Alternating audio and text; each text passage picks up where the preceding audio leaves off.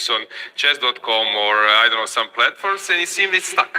So hopefully they are not sending emails to the organizer that this board is not working.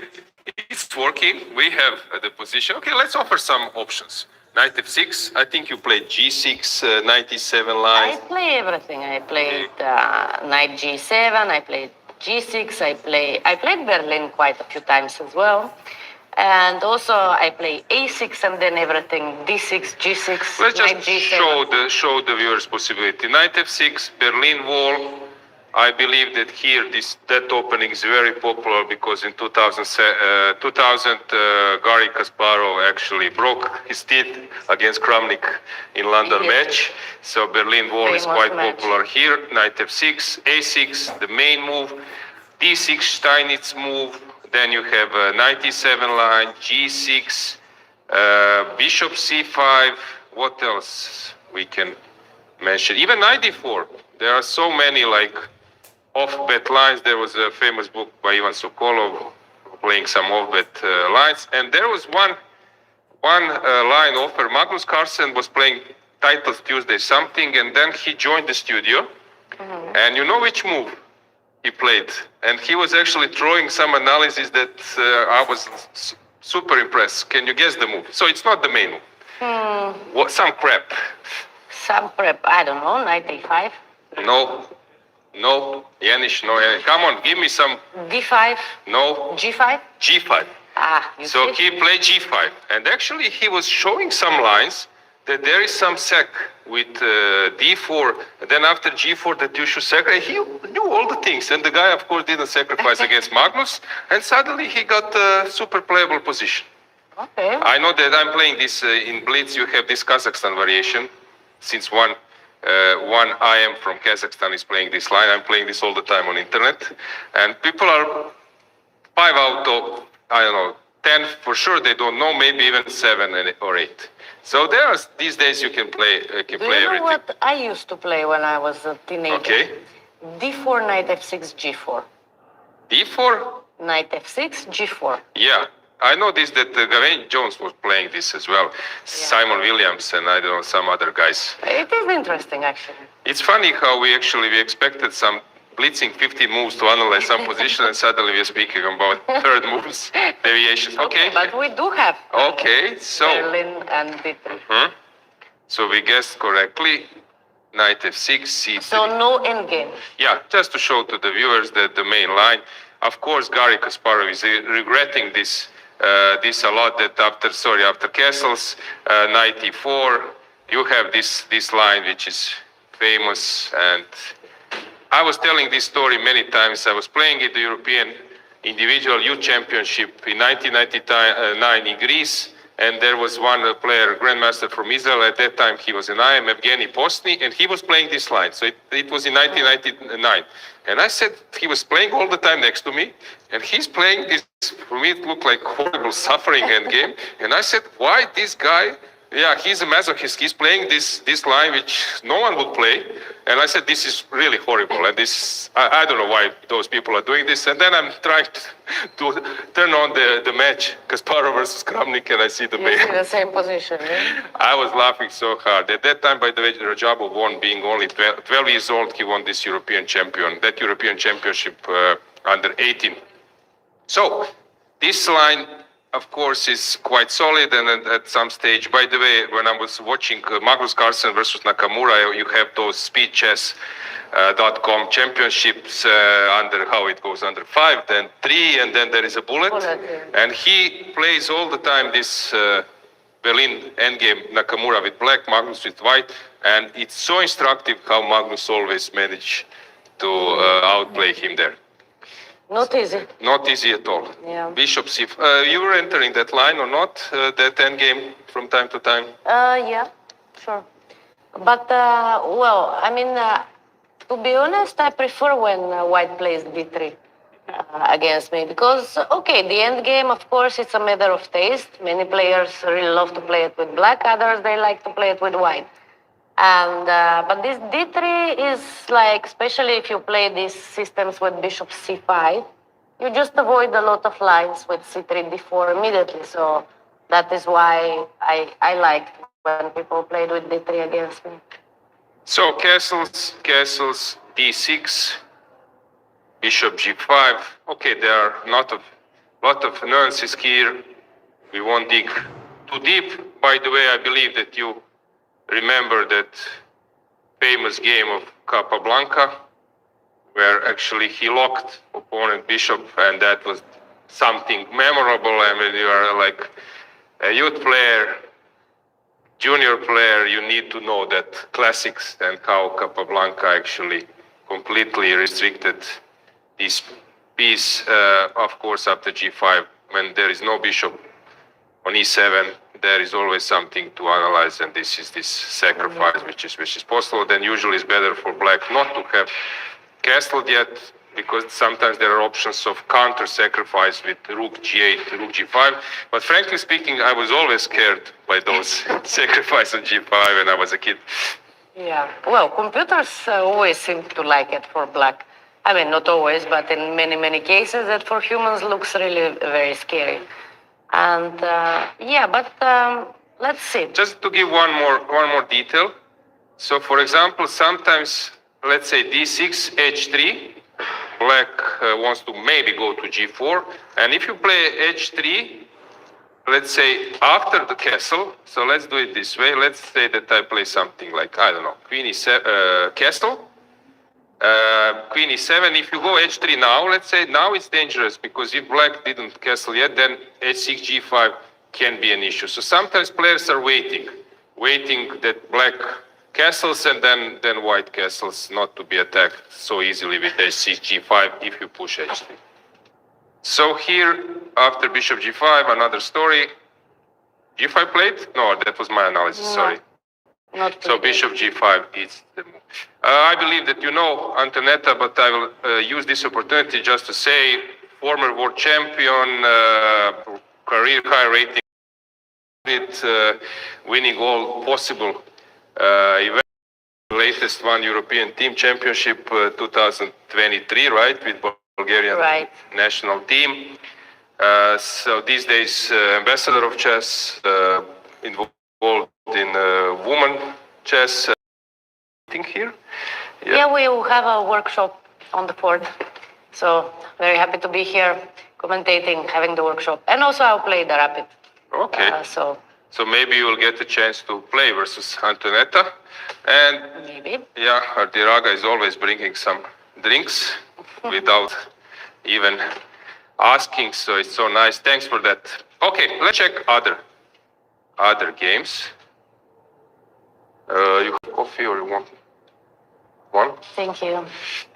So let's see which game we haven't followed. Nicolas Teodorou, once again, maybe if you're following this event, then you know a little bit more about him, but I was following European Team Championship in Batumi, Georgia, a month ago. He was playing first board for Greece, and he was doing this fabulously, because he was holding against top players, winning against some 25 players, so he was really doing great. And I've noticed that this player has 2700 already strength, but his rating is not following it yet.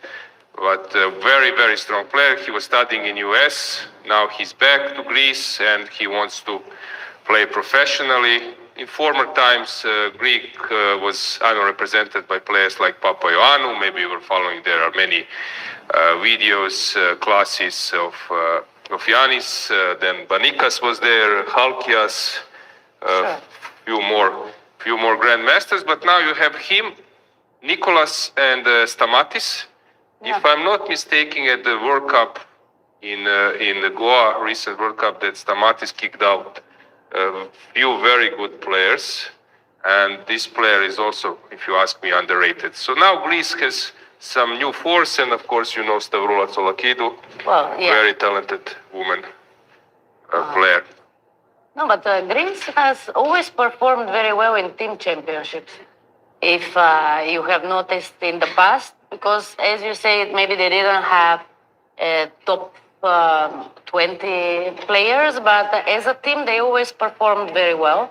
But now, yes, they have these two very interesting players. So I'm expecting even better performances from them. And yeah, they play this. Fianchetto, Greenfeld, actually transport. Usually it goes after d4, d5. Yes, normally you get it from a different move order. Yeah, this is typical. But here it went differently. And usually this is what's played when like player who don't want to risk at all. I know some grandmasters when they're playing against stronger player, then they play this c3 to exchange and to beg for a draw. But here, of course, that's not the case. Nicolas is not playing for a draw. I don't think that that's the case. But let's see. Yeah, 94. Because this was considered that knight c3, 94 is kind of equalizing immediately, right? Yeah, 92. 92. Little surprise. I don't think I have ever seen this move. I don't know if you know it. But let's see. Playable position. I wouldn't be so worried with the black pieces, but also. I hope they will not repeat now knight f3, 94, right? No. Let's leave this for Dubov, who was repeating that famous repetition with knight g1, knight f, Nepo, and then Dubov. Let's leave this option for them. Yeah. So 92, knight f6. Okay, he has a point that you stopped your development, and after 92, you should ask yourself where to go. By the way, sometimes I'm showing this famous line.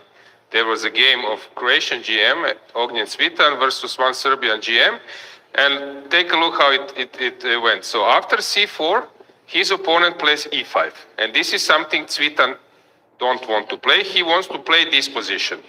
This is something he wanted to play and put the knight on e2. But if he goes c4, his opponent will play e5. So he needs to play knight f3, because then his opponent plays c5. And now c4, knight c6, he likes this position, but now the issue is that the knight is on f3. He would love to have it on g1 and then play at some stage e3 and knight goes to e2. He just went knight No, g1. he went knight f3, and his opponent plays knight d4 line. Ah, okay. Which is normal line, can be played. And then he played knight g1, and his opponent was so happy that he's heading for a draw, but that was not the case. He just played bishop g2 and then went to e2. You have this game in the database. Cvitan versus Ristic. So I don't know if there is. He got what he wanted. Yes, exactly. Finally, yeah? And I love this subtle way. So here we have this position.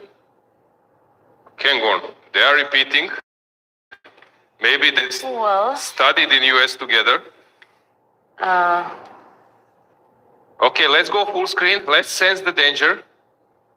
Who is a good, okay, you can be a good body language reader or lips reader. What's going on? Do we have some concludental? None of them is looking at the board. What are they thinking? Is it a shame to make a draw so quickly? But we are tired and we need a day off, or what? Then you have this famous Dubov's quote, if I play bad, no one regrets me. So this is my own tournament, I will do what I want. But yeah, I don't believe that they will repeat. But as I said, I wouldn't condemn them if this happens. No, sometimes it happens, but yeah, I was a bit surprised. I thought that Teodoro, he prepared something, because knight c3, knight e4 is considered kind of drawish line, right? Yeah, just to remind you, so it happened this way, knight d2, knight f3, and knight came back. Well, knight d2 is not forced, of course. Yeah. And Queen b3 can be played many moves. Yeah, it is much more interesting to play knight c3 without castling, right? But here they got it in a different move order. So. I was not in the playing pool checking. There is a screen for that players can watch live games. So I believe that they're checking it now. They're watching some others. Okay. Okay, interesting moment. Will we have a perpetual? Which, of course, many people had it in careers. Quick draw, of course, people would say, we didn't buy a ticket for that, but what to do? Yeah. Well, still a Yeah. lot of exciting games, and still this didn't happen, right? They didn't repeat 3 times. But maybe let's check the Elianov, Mishra against Elianov, because they have played a lot of moves already. Yeah, just to add that Sam has lost last 2 games. For Yeah. him, draw with the black pieces, Oh. it's quite fine. Nicolas is doing quite solid in this event. If I'm not mistaken, he's on 50%. Let me just check. So, no, he's -1. By the way, if you speak with grandmasters and top players, they would not tell you the number of points, never. They would just say -1, -2. For example, if you speak with Teti or you speak with Magnus Carlsen, after 10 rounds, he will say, I'm +4. How are you? I'm +5.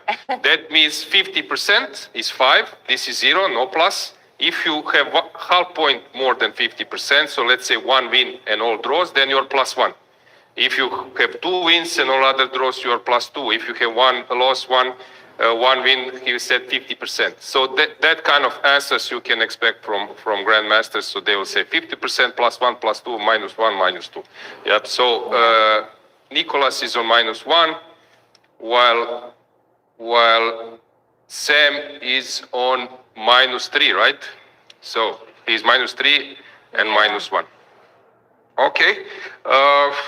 Maybe full screen just to sense the danger. Let's go full screen with this camera. Okay. So, professional body language reader is needed. I think Teodoro is hesitating. Shankland is ready to make the draw. But it is, as usually, up to the player with the white pieces to decide, right? Because when you're playing black and you're playing a decent opponent, especially in Shankland's position after losing 2 in a row, of course, there is nothing to blame if he repeats. Because if he deviates, he would just get a worse position, and there is no point of doing that. But Teodoro is with the white pieces, so we are going to see if he has ambition for something more, or he will also be happy to call it a day and just make a draw and, prepare better for the last 2 rounds. But you also have a different angle. Sometimes they say you need 2 for tango. I'm ready with white to push, but give me some chance. Don't play this super solid stuff. Play some Sicilian. Let's have a fight. Okay, but I agree that white is the one picking up. It was white who played with C3 and entered this position. So, I mean, here I think it is white's responsibility. Okay, we will keep and I think he we did will it. keep. No, let's go full screen. Let's go. Let's full invite screen. them Yes. to the studio and ask why. But as I said, I was just hoping for some fun. It's not about condemning players. No, of course. They have their own right or own ideas. Can we go full screen? Yeah. Now Sam will come. He will write the move, or immediately he will just nod and say draw, and then score sheets will be signed. No, but I don't think sometimes people watching from a side, they don't realize how really stressful and how tiring chess is. And sometimes you just don't sleep well, or you don't feel well for other reasons, and you don't feel that you can concentrate and really play the game as you should. And you can never know what's going on inside of somebody's head, right? You know what I like? I like to follow events when I'm close to the playing hall, because if I'm doing this online, you really cannot grasp the tension. Yeah. When I enter the playing hall, I feel, there is an energy. People are burning a lot of energy. It's very tough. You know, because I have played so many tournaments that you have commentated, right? And every time when I see you in the playing hall and watching my position, I'm getting stressed. I'm like, okay, he's watching my position now. For sure, something is happening, you know. So I won't do it anymore. Good. Promise. Well, maybe I won't play anymore, so you will not have the chance. But yeah, it is very stressful. Okay, now closing ceremony will happen. arbiter will come, and that's Yeah. it. I think they should claim according to the regulations, Yeah, right? I think it was claimed. Knight f6, okay, and immediately, so he's inputting the move. This is correctly. Arbiter is inputting the move because then the system immediately tells you if it's 3-time repetition, there is a small arrow, Yeah. and this is very useful. Like more moves, not an obvious position, then it's very useful to have that technical support, because in previous time that was funny. I was claiming draw and I cannot read my own score sheet. That's why it was very important to write, because when it's normal, the game starting, you are writing so calmly, nicely, it looks so beautiful. But when it comes to time trouble, Stadler is making some words or something, and then arbiter says, okay, show me when. I cannot read from my own score sheet. Yeah. So this is quite useful to have this technology helping. Okay. And I think it is approved. no, I'm not sure, because engine says not. So I think it was false claim. Really? Yeah, so he gave him 1 minute. So it is for white to make one more move, right? And now let's say they said I don't want to do. Yeah. Let's have a fun. Okay, but this is awesome. Yeah, it looks like World Blitz Rapid Championship with a dispute, but of course it will be a draw. Yeah. So funny. So we are learning rules. We are learning about variations. We are learning about moves, and we are learning about rules. Maybe someday we'll become an arbiter. Actually, I did pass the arbiter course with the best result in my group. It was more than 10 years ago, more than 15 years ago. Don't mention this. 5 years ago. 3 years ago. Last year. You're not so old, yeah. Okay, let's check another game. You mentioned game of Vityugov. No, I mentioned Mishra Elianov's game. Mishra and Pavel Elyanov. Okay, they are in this endgame. By the way, it was. Hang on, it was quarterfinal where Yakuboy was playing versus Donchenko, and he played this line with Bishop f5, and I was not sure that this is a right approach, because White can really for a long put some pressure, even in the endgame. It's not that it's so solid. I know that many players were playing, for example, Nigel Short, Vladimir Kramnik, they're playing this line. But here you have one big danger, not to end up with that famous position. For example, let me try to show famous position. Don't get in that kind of position. Many players ended up,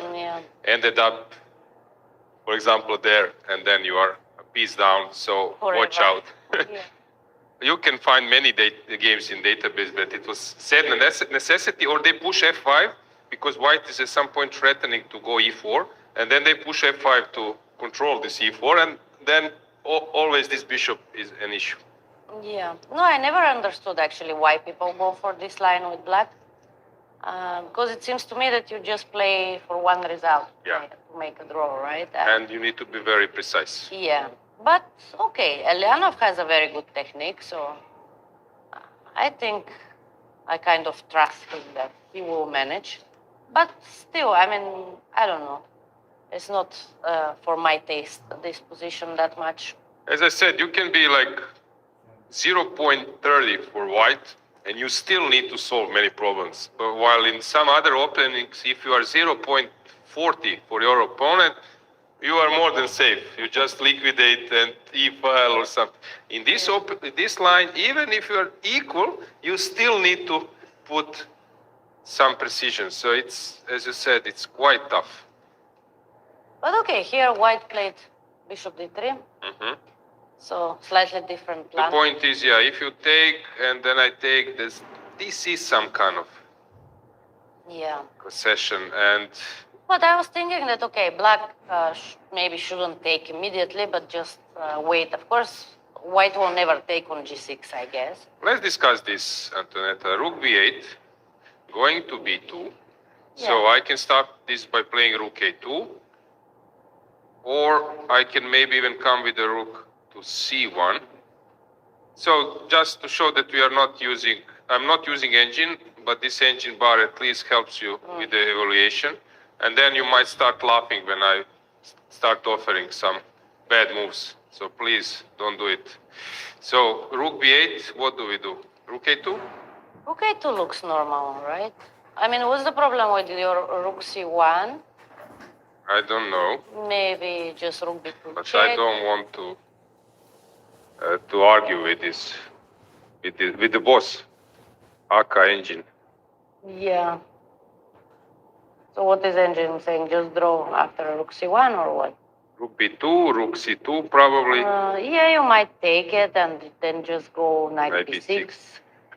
Okay, knight b6 is the idea in any case, right? Because the knight is doing nothing on Okay, need to b7. take, and then something like knight b6 you Yeah. mentioned. Everything looks super drawish. Those are typical position. If I would be white, I would think that I don't have anything. If I would be black, it's slightly unpleasant. I don't like this. Yeah. Sometimes you have those kind of positions where you don't want to play them with any sides. Yeah. Okay, white is of course not risking much.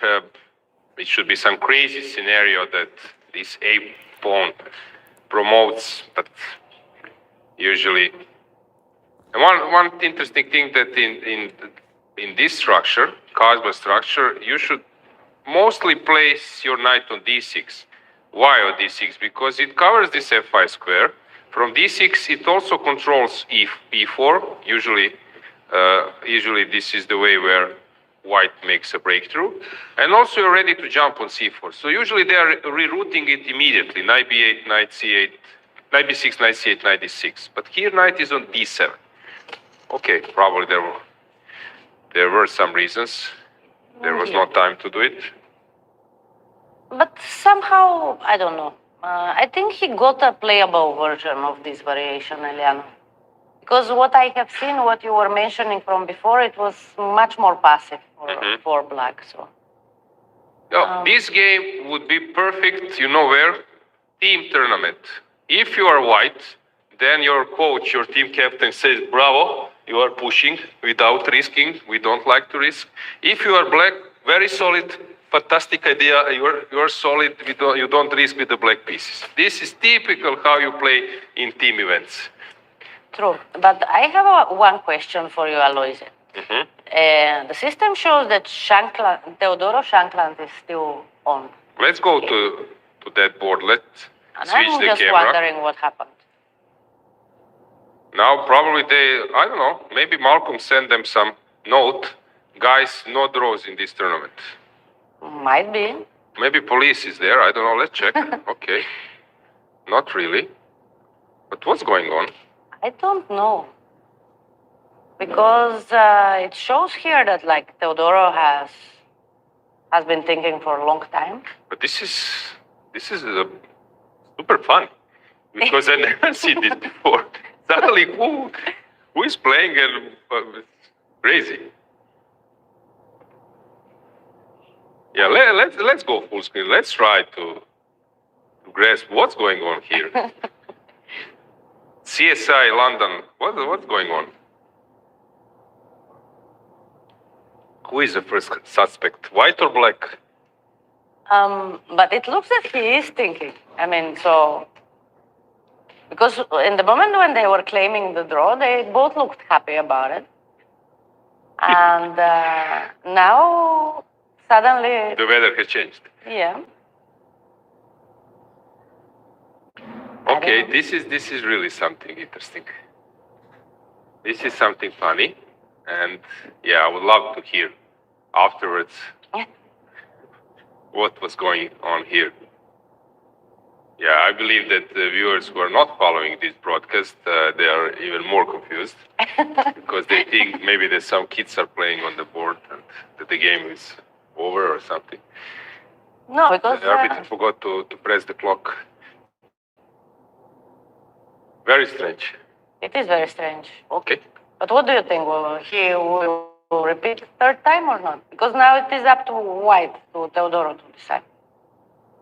The only thing is, that it's not like position where if you don't repeat the moves, you will get into worse position and you are risking. He can play and maybe after 7 moves it will be also normal position. So white is actually not risking anything. Is there any move which risks a lot now that, I don't know, some e4 changes the structure? Because I believe he can even move on for 5-7 moves if he wants to try and nothing will happen in terms of his risk. He's still white. Yeah. So if I would be black, okay, then your a move down, then maybe moving on might be tricky. But with the white pieces, I don't know. If I go something like queen b3, Yeah. knight c6, e3 or what?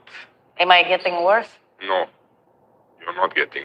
How you can go worse? I don't know. And then knight a5, queen d1, knight c6, queen b3. And we can repeat again. Yeah, I think he can move on a bit. Okay, let's go full screen because we have now another. Maybe Another false, draw claim, false yeah? claim, yeah. Okay.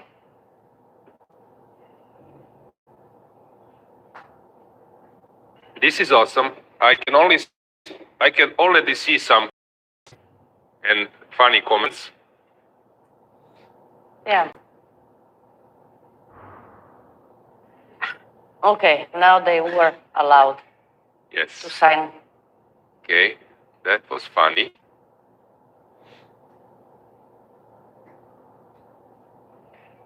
I'm a bit surprised, but as I said, you never know who is working with whom. Are they sharing some analysis? Sometimes it's tough to play against your friend or someone with whom you work. Yeah. Okay, if they come to us, I don't know. we can ask them. Yeah. Um, So let's check something which is more vivid. Where shall we go? maybe with you go.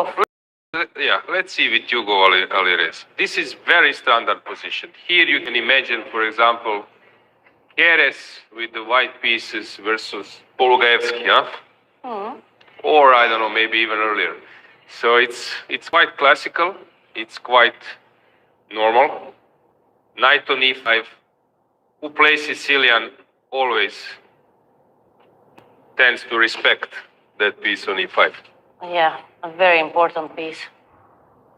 I'm not really familiar with the latest developments of the theory in this line, but for the moment it looks fine for both, right? I think this was played. Actually, they are not now thinking about some new concepts. They are just trying to decide. I think this was played now, even some h3 or then g4 or maybe even something like knight d4. I think everything was played already. Yeah. Will black take on c3 or not? But Lorenzo 90. has spent quite some time. He has spent already 20 minutes, where Vityugov has spent only 2 minutes. So, Maybe to point out this move to the viewers, this king b1, sometimes this is a mysterious move for some in Sicilian. The thing is, first of all, you're moving away from this diagonal. If something happens, there is no check. You cannot blunder the queen. Also, when from king e1, sometimes it's important to protect the pawn when queen comes to a5. Maybe just get about what has happened in your games, guys. Yeah, let's.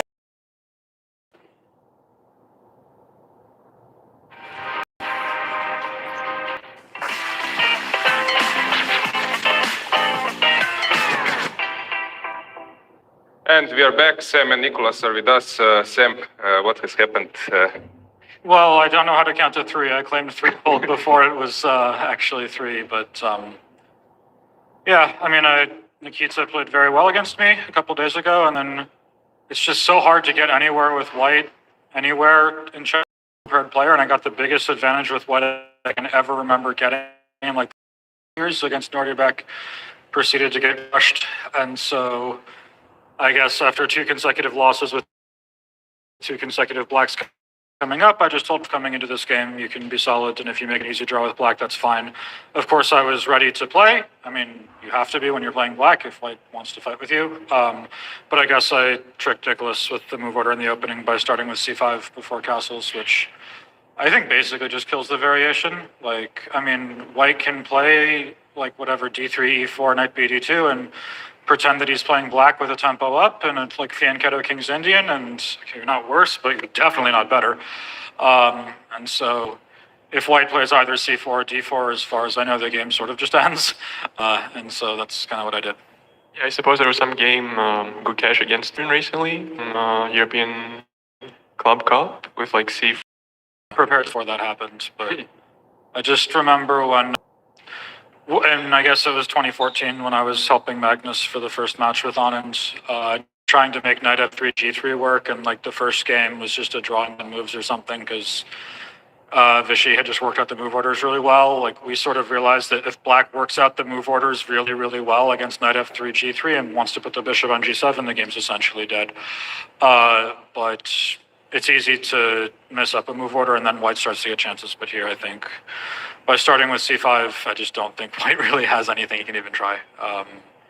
Like b3 sucks because I'm in time for d5. If d4, just take it in d5, and white kind of has to play c4, and then castle, and sort of dead. Like so, or c4 here, sure, castle, and then I just pre-move d5, or d4, c4, and then d5. And I think that was.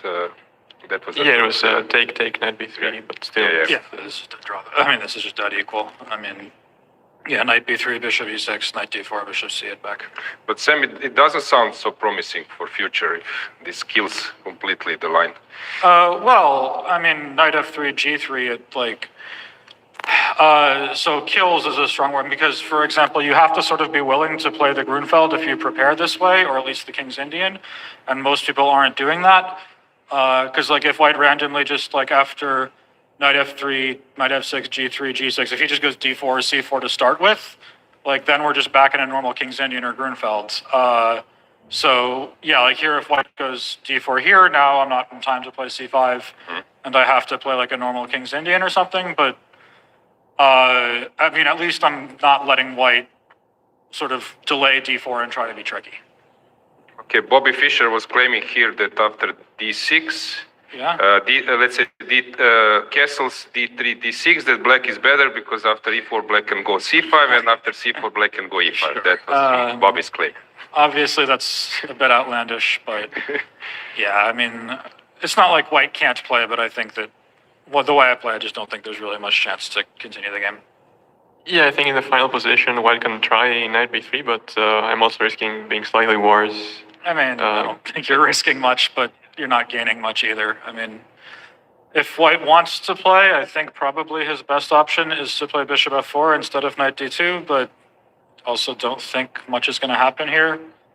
Or you can go knight e5 instead of bishop f4, but I don't think much happens there either. Like, Mamajaro was playing that kind of stuff, maybe with the white pieces, I'm not sure. Bishop f4. No, Mamajaro was playing this with black. She showed another move order that instead of knight e4, you can go knight c6. And after knight e5, bishop f5, black is totally fine. That's sort of what Mamajaro pointed out.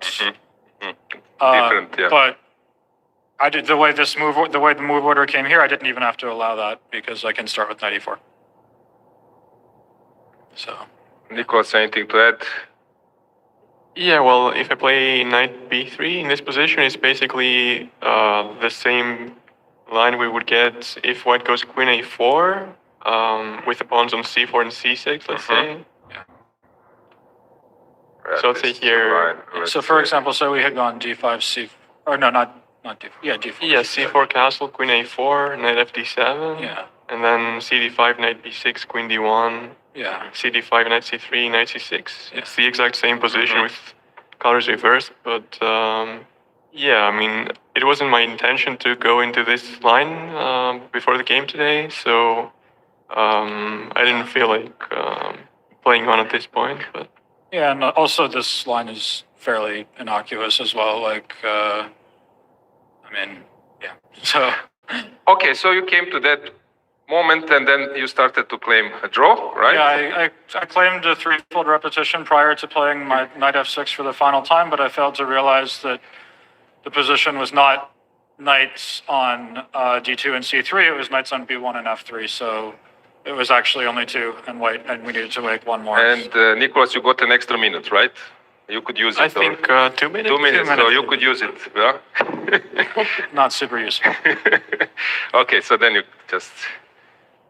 you claim a draw instead of, okay, what can you say in IB3? Why is only the move?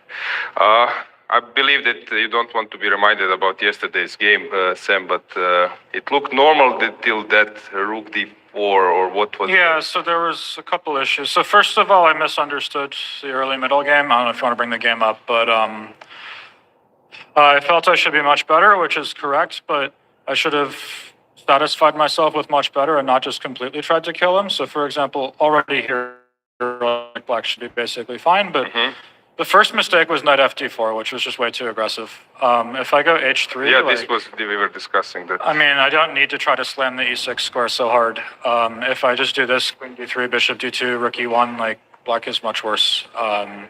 It's about as good an opening I've ever gotten with white against a strong player recently. But I tried to sort of like crush him right away, which was a bit too optimistic, so I went knight fd4 instead. Queen D, and then I think f5 was a huge misunderstanding of the position. I completely failed to realize how utterly horrible my knight on b3 is going to be. I absolutely need to take on c6. It's very tempting, yeah, this f5. I need to take on c6, trade a pair of knights, and then and only then go for f5. Because once he got to set up with knight 5, not only is that my b3 knight's an idiot, but also the knight on e5 means that knight c5 is never working. The queen is defended. So already here, I think black is basically okay. You realized this during the game or afterwards? That It was once he played knight e5 that I realized that I had misplayed it. I wasn't sure what I had done wrong yet, but I knew I wasn't as happy as I should have been. Even here, I'm probably still slightly better, but like most of the advantage is gone. And then the moment when I played rook d4, like if you wanted to skip forward to that. Yeah, let's move it. So bishop g5 was first maybe moment to take or not? Yeah, I mean, okay, I played bishop takes g5 thinking that knight db5 is very powerful. But I sort of underestimated the counterplay here. Like there was a funny point actually. I was surprised by bishop h4. I'd spent almost all of my time calculating knight f7 instead, when I cannot yet take on c7 because the queen on e2 is loose, and he's ready for c6. So I go queen d3. So yeah. My plan was to play queen d3, making sure that he can't play c6, and then he will go bishop f6 and try to mate me. And I thought I was doing really well here after knight b takes c7. But apparently even here I miscalculated because bishop e5 check, king h1, rook g3, rook f3. Cannot play queen h4 because I will trade the rooks in queen d4 and white wins. So he has to play rook g8. Just to show, yeah, this. Yeah. And here white wins. So he has to play rook g8, and I thought, okay, looks like he's about to go queen h4, but I have f6. I just completely missed rook g2, and I made it immediately, which is a very nice variation. So once I saw that, I realized I had to, well, I didn't see that. I was expecting knight f7. I thought I was good, but I missed that rook g2 at the end. He mentioned here in the commentary that maybe d5 was... I saw d5. I just forgot that after d5, rook takes e5, he has queen h4. Yes, this is what was the point. There were because you other didn't want to go here probably No, and I then mean, chase. okay. Oh, Yeah. I missed queen h4 from afar there, so then at which point, I mean, it's already gone, but already the position's not as easy as I would have liked. Like there was another variation I was trying to make work here, which was instead of rook d4, knight b takes c7. And at first I thought this was just good, but bishop g3 check, king h1, queen h4, Queen. h4 for black, queen h4. Ah, sorry. Queen g2, and I thought there's no discoveries. Like I have rook d4 coming, and I somehow later I realized that there is bishop f2 and rook g3, which is fairly gross. It's not even the best way apparently, but it's good enough. And here, even stronger was bishop e1 and rook d4, and apparently like I completely failed to appreciate you can just take the queen and rook g8, and I'm mated without queens, which is kind of nasty. Yeah, and rook g8 comes, and I'm mated with Knight f3, yeah. yeah, knight f3, and I'm mated without the queens. So, well, I saw one reason not to go for this, which was already enough, and then Queen h5 was my next intention, which was the best move, actually. Here. Yeah, but I rejected it because of bishop g3 check, king h1, and queen d7. I thought I'm just resigning immediately because knight b takes c7, he can go rook e6. It's very important to not let me play knight d5. Because of this. But the computer said that I can bring knight d4 back, and instead of that I can play knight d4 back instead of not that one. This one, yeah. d4. And my last few moves have not looked wildly intelligent, but I'm not checkmated. And here the game goes on. So this is what I should have done. Instead, I played rook d4, and once bishop g3 and c5 came and I realized that I had missed rook e4 and rook e5, I just tried to find a way to keep the game going, and I didn't manage. I laid a couple traps that were very nice that he didn't fall for, unfortunately. Like if you can go back to where the game went. He was showing some line here, super long line, hang on, which ends up with some king running to the queen side. I'm trying to recall what was the line. Maybe here somewhere.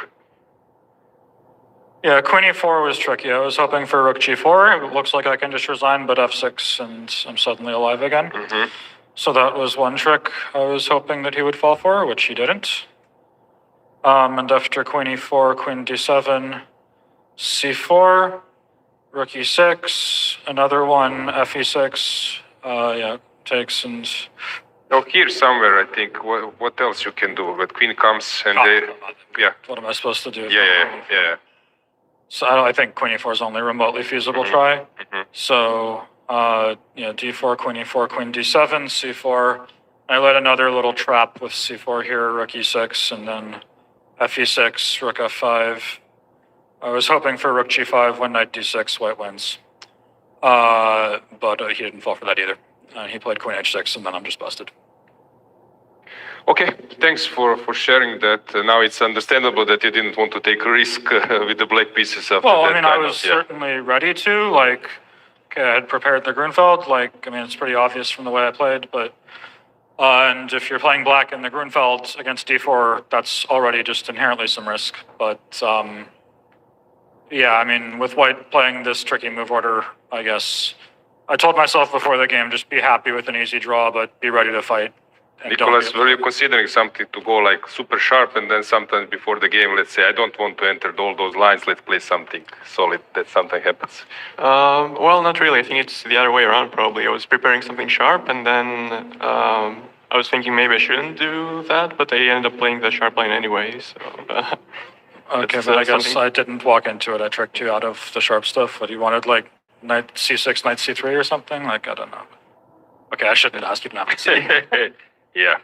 Okay, thanks for joining, and yeah, good luck in the last two rounds. Thank you. Good luck.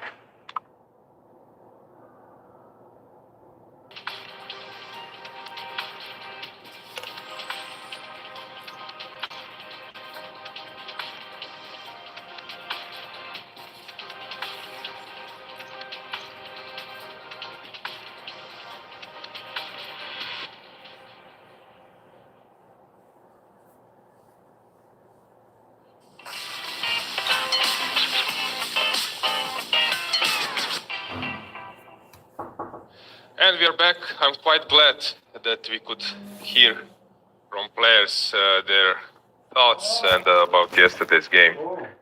It was quite interesting. Antoinette, anything to add from your side regarding what was said? Well, no, it's always good to hear what players actually think, because we see one thing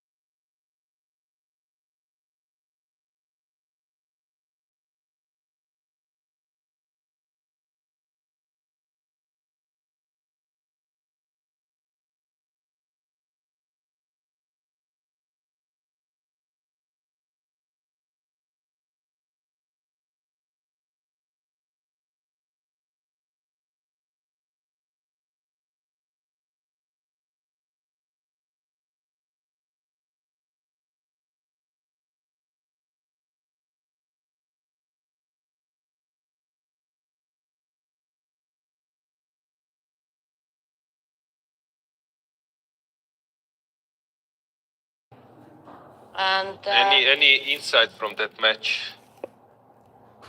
What was Ivan sharing? well, Ivan for some reason thought that he has better chances when the time control is getting shorter, but then during the match he realized that it's actually the opposite, and that Adams is just a great rapid and blitz player. And yeah, so he actually, Ivan Chaparinov, my husband, he had a chance to win that match just in one game because he saved several lost positions. He managed to come back in the match after losing the first rapid game and so on. Even won the next game on time. And just in one moment, when they made a draw in the first blitz game, I think, and then in the second, in a similar structure.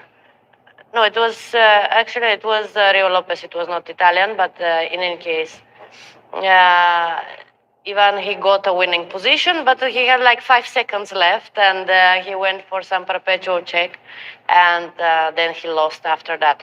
But it was a winning position, and actually he has seen the winning move, which is of course very sad when you know that you have seen the winning move, but somehow he thought that with very little time he's not sure, and he went for the draw. But okay, that is life, and in knockouts, always someone is unhappy about the outcome of the match. But yeah, actually, I was following after that Mickey Adams' next round versus the Italian Godici, and he was totally winning that match, and then he lost it at the end. With the white the position with white exchange down. The opponent was exchanged down. Suddenly, some activity happened. Yeah, it was a pity. Win because he was so winning in the first class game, and then it would be game over, I think, and then he missed that, and then finally he lost the match. But, yeah, just to remind you, Ivan Cheparinov, his career high maybe 27-40 or something like that, maybe a little bit less. Yeah. Fantastic player, good theoretician, fighter, former second of Veselin Topalov, top player himself. By the way, you mentioned this that he got surprised that chances are declining in a lower time format. It was funny. Teleko told me that Anatoly Karpov, in let's say late 90s, he was so good in blitz. Why? Because he would play like classical tournament, let's say Linares, and then he plays some dubious opening, trying to avoid main lines against youngsters. And then he sits there and he thinks, and suddenly he's like 3 minutes for 25 moves, while his opponents are on 1 hour and more. And what happens? He finds best moves. Yeah. When he's in blitz mode, he finds best move, and then he liquidates, and suddenly you are fighting for a draw. And then there was funny remark by Vichy Anand, who said to Petr Leko, against Karpov, you shouldn't play blitz. You should play classical chess, because anyway he will be on 1 minute. At least you will have 1.5 hours, and then you can dig up. So don't play blitz, don't play fast patrol. Immediately go for classical, because Karpov will anyway play blitz, and you might have some more time. So that was funny remark, but just to say that some players, like even like being older, I know that Karpov was 50 plus and he was playing blitz like fabulously. And then Peter said that he offered him a draw in slightly better position, but he spotted that Karpov is doing everything fabulously. And then Karpov was thinking he wanted to play for a win somehow, or not just to play for win, but just to play. So he enjoyed being a long time and getting out of some position that he was suffering for a long. So here in this position, Michael is okay, not long time, but 10 minutes behind. I cannot say much about this position because everything looks super similar. I don't know about you, Antonetta. Hard to give some. Well, I mean, I quite like Black's position, right? Because, okay, you just go bishop b6, you prepare for d5 at some moment. And, well, I don't know. There is no more this bishop on b3. So I like it. I mean, I know that there are a lot of people who would say, okay, but in these structures, maybe it's better to have knights and no bishops, and it's actually white's knights are nicely placed on f3 and g3 and ready for the attack. I think it's as many positions, it is a matter of taste.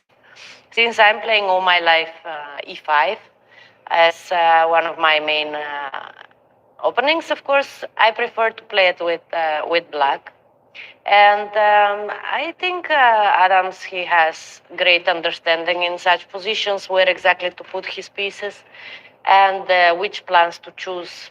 So, yeah, I don't expect actually that he will have a lot of problems in this position. So the point is that in standard position there is a bishop on b3 and black plays either rook e8 and then bishop e6. The point is to take with the rook. Usually you take with the pawn when the pawn is still on h7. Sometimes it's tricky to take with the f pawn when there is a call on g6. Then you leave your rook on f8 and then you play bishop e6 and take with the f pawn. But usually bishops are exchanged on e6. Here we have this idea which was liquidated that black exchanges knight for a bishop. Okay, usually some useful tip for beginners. If you're taking towards the center, doubling pawns is not so an issue. If you would be taking on to the side, then doubling pawns can be questionable. So we cannot say that white structure has been damaged, and usually it's useful to have an open file. So AB cannot be called like an issue or dubious pawn structure. But the problem is for black is having two bishops pair, but probably black cannot avoid it, or he should start going back, You know, which is not an ideal. I just noticed that this game started as a Vienna, actually, because I was wondering from which variation they got this position, but it happened from Vienna, yeah. And there I know that white is giving the bishop on b3, but of course structure is the same. So I don't know. Lately, I see that all these openings like Vienna or even knight c3, g3, which I also played, are gaining popularity because there is not much in the main lines. So everybody is just trying to take out the opponent out of his preparation, out of the theory, and going for different lines. Everything goes. And yeah, I mean, we'll see what Gawain I just will show in this. want to add, you mentioned Vienna, like Austrian capital, and why this is Vienna opening, because at that time, probably, I don't know, Adolf Andersen, maybe even Paul Morphy. By the way, I heard that there is some anniversary of Paul Morphy coming to Europe. There is some anniversary, I don't know exact number. So they will come to those coffee houses, drinking a bit, then play nice f3 and push f4, sacrifice everything either to lose or to win. But now when they see that knight c3 is point of knight c3 is to play g3 or knight f3, probably they are like shocked, because point of Vienna and being in some coffee house in Vienna is to play f4 at some stage and go all in. And now this way how people are playing is not in spirit of Vienna, but you're right, people are trying to avoid these days so many stuff. You can see knight c4, for example, against Petrov, knight f3, knight f6, Amin Bassem, best player from Egypt, he plays d3, and then he goes for some g3 stuff, just to avoid the main moves. Also, there is a famous line, bishop c4, knight f6, d3. I will show you one position. Knight f3, d5, bishop b3 check. I'm showing this from time to time. Bishop d2 takes, queen d2. Now if you take and exchange the queens, I'm on time to defend. So you go here after queen d2. You can take and castle. White takes, knight e5, queen e7, attacking e4. Queen f4, let me turn on this engine now. Queen f4, protecting, and now knight h5. And how will you protect the knight? So what should you do? At least to take on f7, and if we exchange, usually having two pieces against, light pieces against a rook and two connected. It's very important that the pawns are connected. Therefore, the side with the rook. If the pawns are not connected, then even with two pieces you can be better. So here this is the black plays king h8, and now a simple move, very logical and simple move. Do you see it maybe already, Antonetta? Very easy and simple move for white. How does white stays in the game? Okay, if I go queen f3, what? Queen e5 is the point. So if you But I take on h5, right? And you take on e4. b2, and then... b2. b2. There is. So this is the line proposed by Antonetta, which is a reasonable idea, but then this is an issue. I don't know, bishop g6, h6, and the game goes. So there is a very simple move, quite logical, and I'm surprised that you don't see it so quickly. So which move white plays?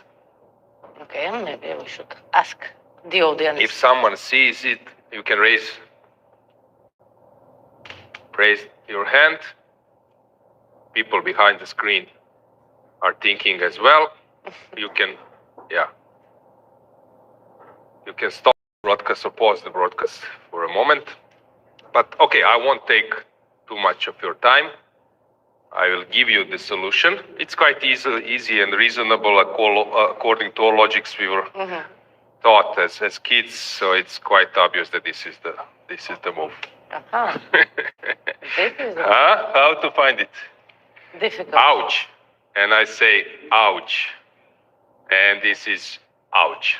Yeah. And basically what's funny, after this move you stay in the game, and it's completely normal game. After queen g2, after queen g3, rook takes f7, and now of course you can take on f7, but you can also try to fool around and play even queen g5 if you are in that kind of mood. And white is slightly better. And actually there was one game, I think it was played in this manner. And here, just a few moves ago, that was Carson Caruana. So here, Carson, hang on. Caruana, I think, played bishop d6. In St. Louis, if you recall that winning streak, now Abdusattorov is trying to catch. It's 7 out of 7 when Caruana started the tournament at St. Louis, maybe 7 years ago, 6 years ago, something like that. That was the line. So it's normal that this can even happen in your game. So guys, queen g3, it's probably maybe the prettiest move I've seen. For a long. So let's go back. Let's check the current position. I don't have any war stories about when I was in submarine in 40s. No, I don't have any stories about this opening. Don't know what to say. I cannot say much. But this looks quite normal. It's funny sometimes how people like calling, for example, I heard some interview, I was watching some interview of Gavin Jones saying that he might go for Perk. And I was curious or pronounce that opening here in the UK in that manner, because Vasya Pirc was well-known Slovenian grandmaster, Yugoslav grandmaster, so not Perk, but Pirc. So when I see Gavin playing Pirc, I'm always remembering him saying the Perk. The Perk. Okay, so Vasya Pirc is not on the menu today. Let's check what's going on here. Mishra versus Elyanov. Not much has happened. Those Magnus will win with white and make an easy draw with black, maybe He will not win with black. I don't know. Okay. But at least, Depends on the time control, right? Okay. Not much to say. With Yugov against Alireza. Okay, g4, if you recall, I was saying maybe h3, g4, but here it took different. Yeah, it was rook g1, g4. Okay, this can happen at some point. Pawn pushes. Sometime this knight goes to d7. The bishop comes out. It will be very interesting to see. This game is more interesting because you would say that Abdusattorov is black because he wants to win 6 in the row. And he's playing g takes f6 and to throw everything on white's king. But that's not the case. Luke McShane is black. Yeah. So it's very interesting that now, and I think this is a good strategy, although Nodirbek is not spending so much time. I like this. Queen a8 transfer, queen will go to a6 or g7. And okay, white at some point can collect this bishop. Quite interesting. This is something new. Have you seen this before? This g takes f6 and then g3. Yeah. I think I have seen something similar. Well, maybe with bishop on c4 and not on b5. But Because it's so you have this pin. You can unpin yourself with h6, g5. Sometimes there is an idea of, let's say, queen e7, then queen e6, and you can untangle yourself, or queen e7, knight d8, knight e6. These are the setups, but usually knight e7, you don't do it voluntarily. no, but normally you don't do it when the bishop is on c4 because then white goes knight h4, right? But just taking on f6 is not that bad, actually, because you cannot control the f5 square with white. And black has to organize some counterplay, and actually I think black is quite fine. I'm not sure about queen f8, though. I believe, I don't know, I would play something like bishop g4 maybe first. But okay, of course, we'll see. I have one regret that this is not a blitz game. If that would be a blitz game, that would be awesome. We will see some bam, bam, bam, queen coming and potential sacrifices. But in classical game, you tend to understand that you should be careful. You cannot just go all in. Is white planning to come back, maybe? To cover some holes? Maybe, yeah. Maybe. But in any case, okay, I always liked to see McShane playing because he's a very creative player and he goes his own way without really bothering too much what is the usual way to treat the position. So, yeah. Let's just briefly check how is Open tournament doing, and then we can have some break. Let's see how Progdananda is doing versus Gavrilescu. Just to tell a little bit more about David Gavrilescu, Romanian champion a year ago, was there, and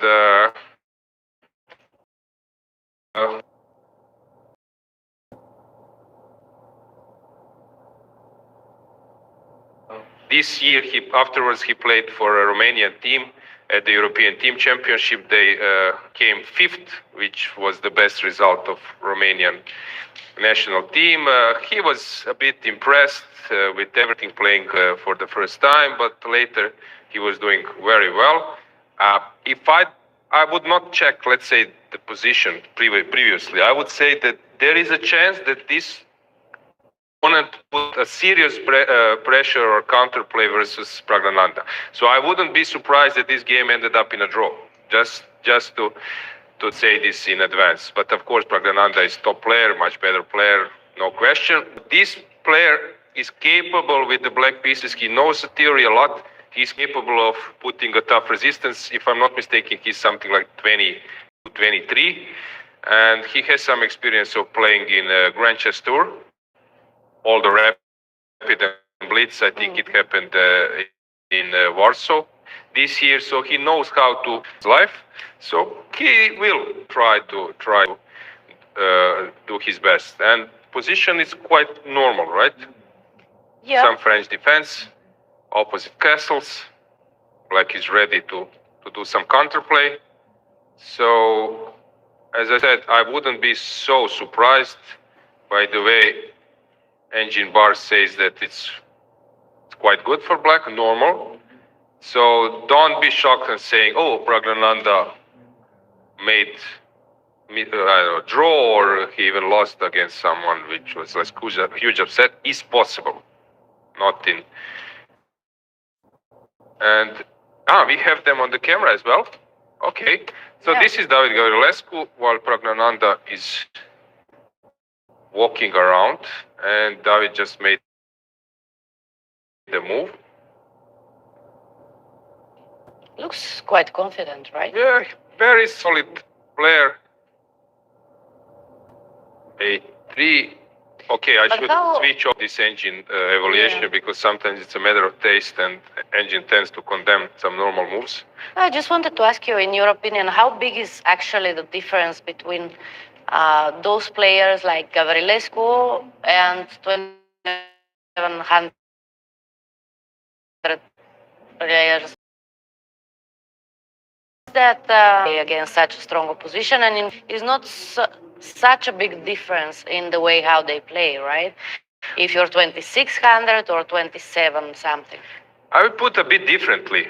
For example, players like Pragnananda, so Gukesh, they made this breakthrough quite fast, and suddenly they're playing only top tournaments. While, for example, Vidit, I recall when I was playing in Aeroflot Open in Moscow, he was one of us, 25-50, fighting, and then he made the breakthrough. For example, Nakamura, he has much bigger experience against 25, 24, 25-50. I believe that Pragnananda is having this issue because he's not playing against those kind of opponents. And I was mentioned this yesterday. So there was this team of Super Chess from Romanian sponsor. They were playing Club Cup with, I will repeat once again, first board Gukesh, second board Abdusattorov. You can see how strong he is. Third board Pragnananda, fourth board Deak, fifth board Jordan van Forest, and sixth board Sindarov. And they came sixth because Pragnananda was all the games. Out of 6 games, 3 he was completely lost. 4 games he lost first round against 2300, 2350. Then he was struggling against 24. They don't have that kind of experience because they feel I'm 27, you're 25, I should win. But Nakamura and those guys, they're much more experienced in what to do against Gavrilescu, how to make him uncomfortable, where to go. So I believe that they're choosing openings sometimes wrongly against those players. They're lacking experience. Sure. You played, I think, so many games versus different profile of players, so you know how to adjust a bit. I think this is very important to have it. No, but okay. I mean, yeah, just all these players from India, they rise so quickly, so they didn't need to spend too many years playing in open tournaments. And it's actually a very nice surprise for me to see Pragnananda playing here in the open. As we so rarely see somebody 2760 giving the chance for 2500s to play them. So, but we have these rules, those rules that they are actually forcing players. That was funny. What Nakamura was doing, that he was registering that morning for afternoon tournament because to catch some games, and it was so funny. And then suddenly people come to the playing hall and then they see Nakamura playing at the same tournament. Yeah. But for example, Arjun Ergaisi, if he would be white here, I would increase the chances for him to win because. So you had Gukesh, you had Pragnananda making a breakthrough very quickly. As I said, I believe that how Pragnananda plays at his best, it reminds me of Magnus Carlsen. It's really good. And Arjun was behind.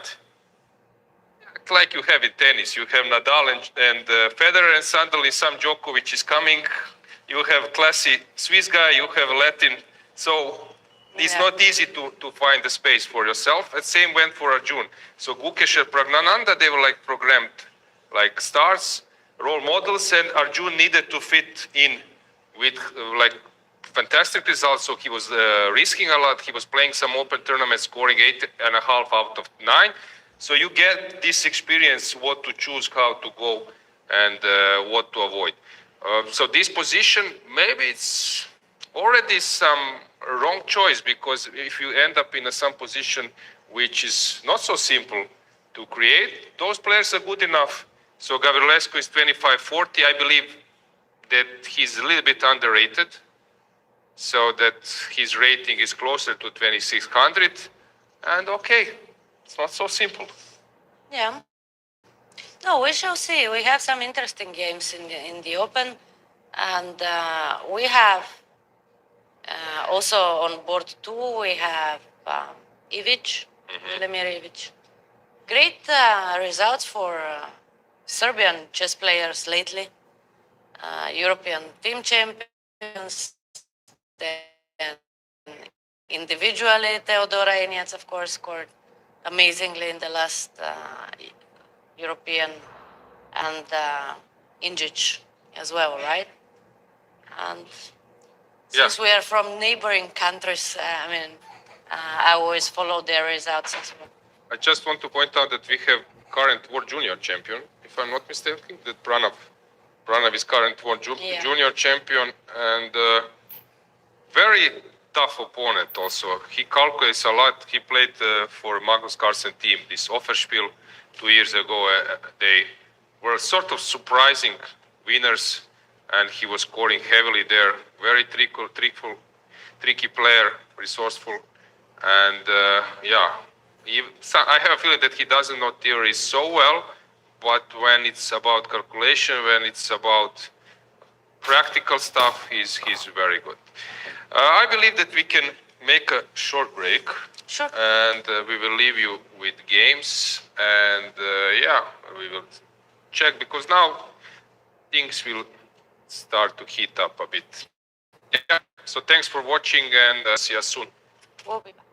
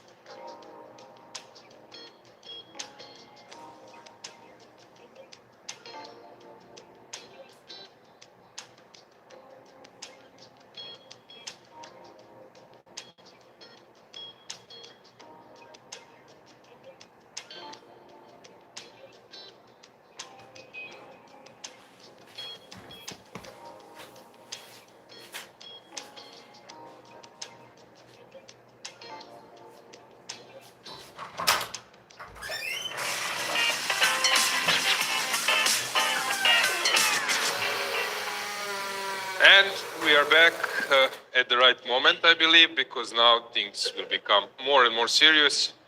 I briefly went to the playing hall, and players are very determined, also in the open tournament. Yeah, we can check the games. Maybe just to start with one game at from the open tournament. I don't know, is it live? Because Bodana, I recall that you are following her very closely. She's having some position where she can maybe, let me try to find her, deliver some killer blow. Yes, or is this not the case? So I just came at this moment, few more moves. Yeah, actually it seems that her opponent is doing a great job. Yeah, this b4 was played at the right moment, and suddenly if you go d4, what's now the concept? You just take king f2, and after d3 there is this queen c5 saving everything. So now when I'm digging a bit deeper, it seems that Bodana might struggle here. She's a piece down, and compensation is quite dubious, but it's so nice to see her fighting. Of course. Yeah, 2 days ago, actually, I was commentating on Croatian TV. It was shooted in advance, her game versus Marija Mezachuk from the European Club Cup. Yeah, That was it an was, awesome game. a great game from Bodana, and such a surprise. Yeah, she's so young and she managed to beat a world champion. But I remember also in Monaco in the European Rapid and Blitz, she has done several great games. Well, I mean, for us Bulgarians, it was not so great because she managed to even beat our young star Nurgul Salimova, finalist in the Women World Cup. And she has won against her in the Blitz. And that was really impressive. But yeah, I mean, I'm following Bodana already several years. She played against me in a simul. And since then, I was really impressed by the quality of play she's showing even at this young age. How old is she now? 11? Something like this? Maybe not yet 11 or 10, 10, 11. Close to 11, yeah. Okay, let's go to our main tournament. Let's see how the things are going. So we can start one by one. Here we were following till this moment, and then came this a5. Miki has this sense for danger that he would not allow his opponent to build something. So prior he would do that prophylaxis. And yeah, when you say prophylaxis, immediately it reminds me of some kind of it's a medical term, quite known in medical science. So stopping before, it's still possible to go before because there is a hanging rook behind, but okay, it's useful back to just go bishop b6 and exchange a bit. I was thinking that he would start with bishop b6, but then sometimes white plays bishop e3, right? And then you feel like, okay, why did I lose this tempo if I want to take on e3? But of course, there is nothing wrong with the position even without this tempo, because now d4 came with after a5. d4, bishop And, b6, queen c2, sort of. Yeah, another prophylaxis. The idea is to protect the e-pawn additionally, since then white can start moving maybe his knight. Bishop d7. Not an easy move. Bishop d7. You're connecting your rooks, but it's very questionable. I was saying this yesterday, that bishops sometimes they don't need to be developed, because anyway, bishop from d7 works on this diagonal with the same strength as the bishop on c8. And yeah, bishop, this is not an easy move. It's sort of waiting move. not an easy move, but keeping the tension, because always in this position, the question is when black should push d5, right? And I think it was possible to do it instead of bishop d7. Okay. Just to push d5, and but then of course you need to calculate all this knight takes e5, knight takes e4, and what's going on after. But normally in these positions where white pushes d4, you have to also try to push. And Here it seems maybe, to me that yeah, it was possible. maybe bishop f4 is possible and then playing that kind of position. Yeah, but it should be fine for black, right? Because with both bishops, I think this was interesting to go d5 immediately. But maybe he just wanted to keep the game more complicated with more pieces on the board. And in any case, he did go for d5 a bit later. Better late than never. Yes. So d5, normal move. And now let's do some scenario analysis. So what can happen? I don't know, e5 maybe? E5 is the most logical move. Other way around would be, okay, to take on b6 and then e5, or, okay, e5 immediately. And then I don't know if knight h7 is kind of forced now. Yeah, because now no, knight e4, No, knight it's e4 not doesn't working. work Yeah. anymore. So knight s7. You see, small tiny move h6 is now helping a lot to Yeah. black. So knight goes to h7. Well, this should be maybe slightly better for white, but nothing really serious, no? Yeah, because knight can join the party differently through f8 e6 or knight f8 knight g6.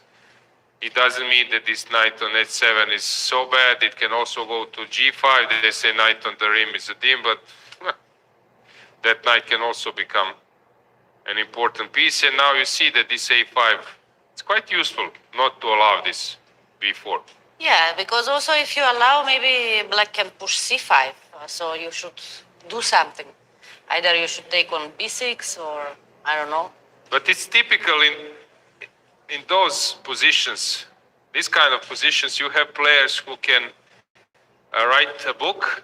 Probably Dr. Hibner, there was a famous analysis, I think, in chess in format 25 pages of one game.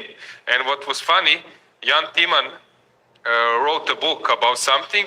Book was 200 pages, and recensions, so he was like analyzing the book and putting some comments by him, was 220 of, more than a book.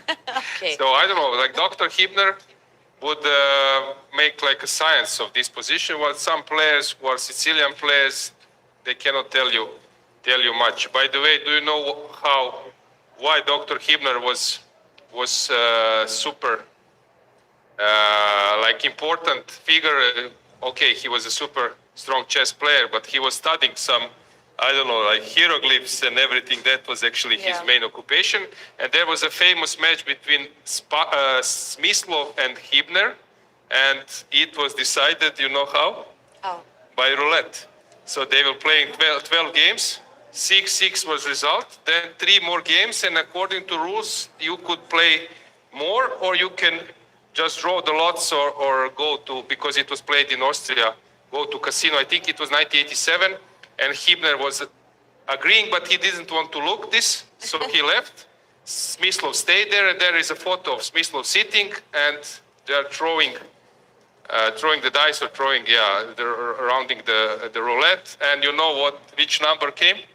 No. 0, of course. So because Hibner was, I think, red, and Smyslov was white, and then it came 0, and they needed to repeat.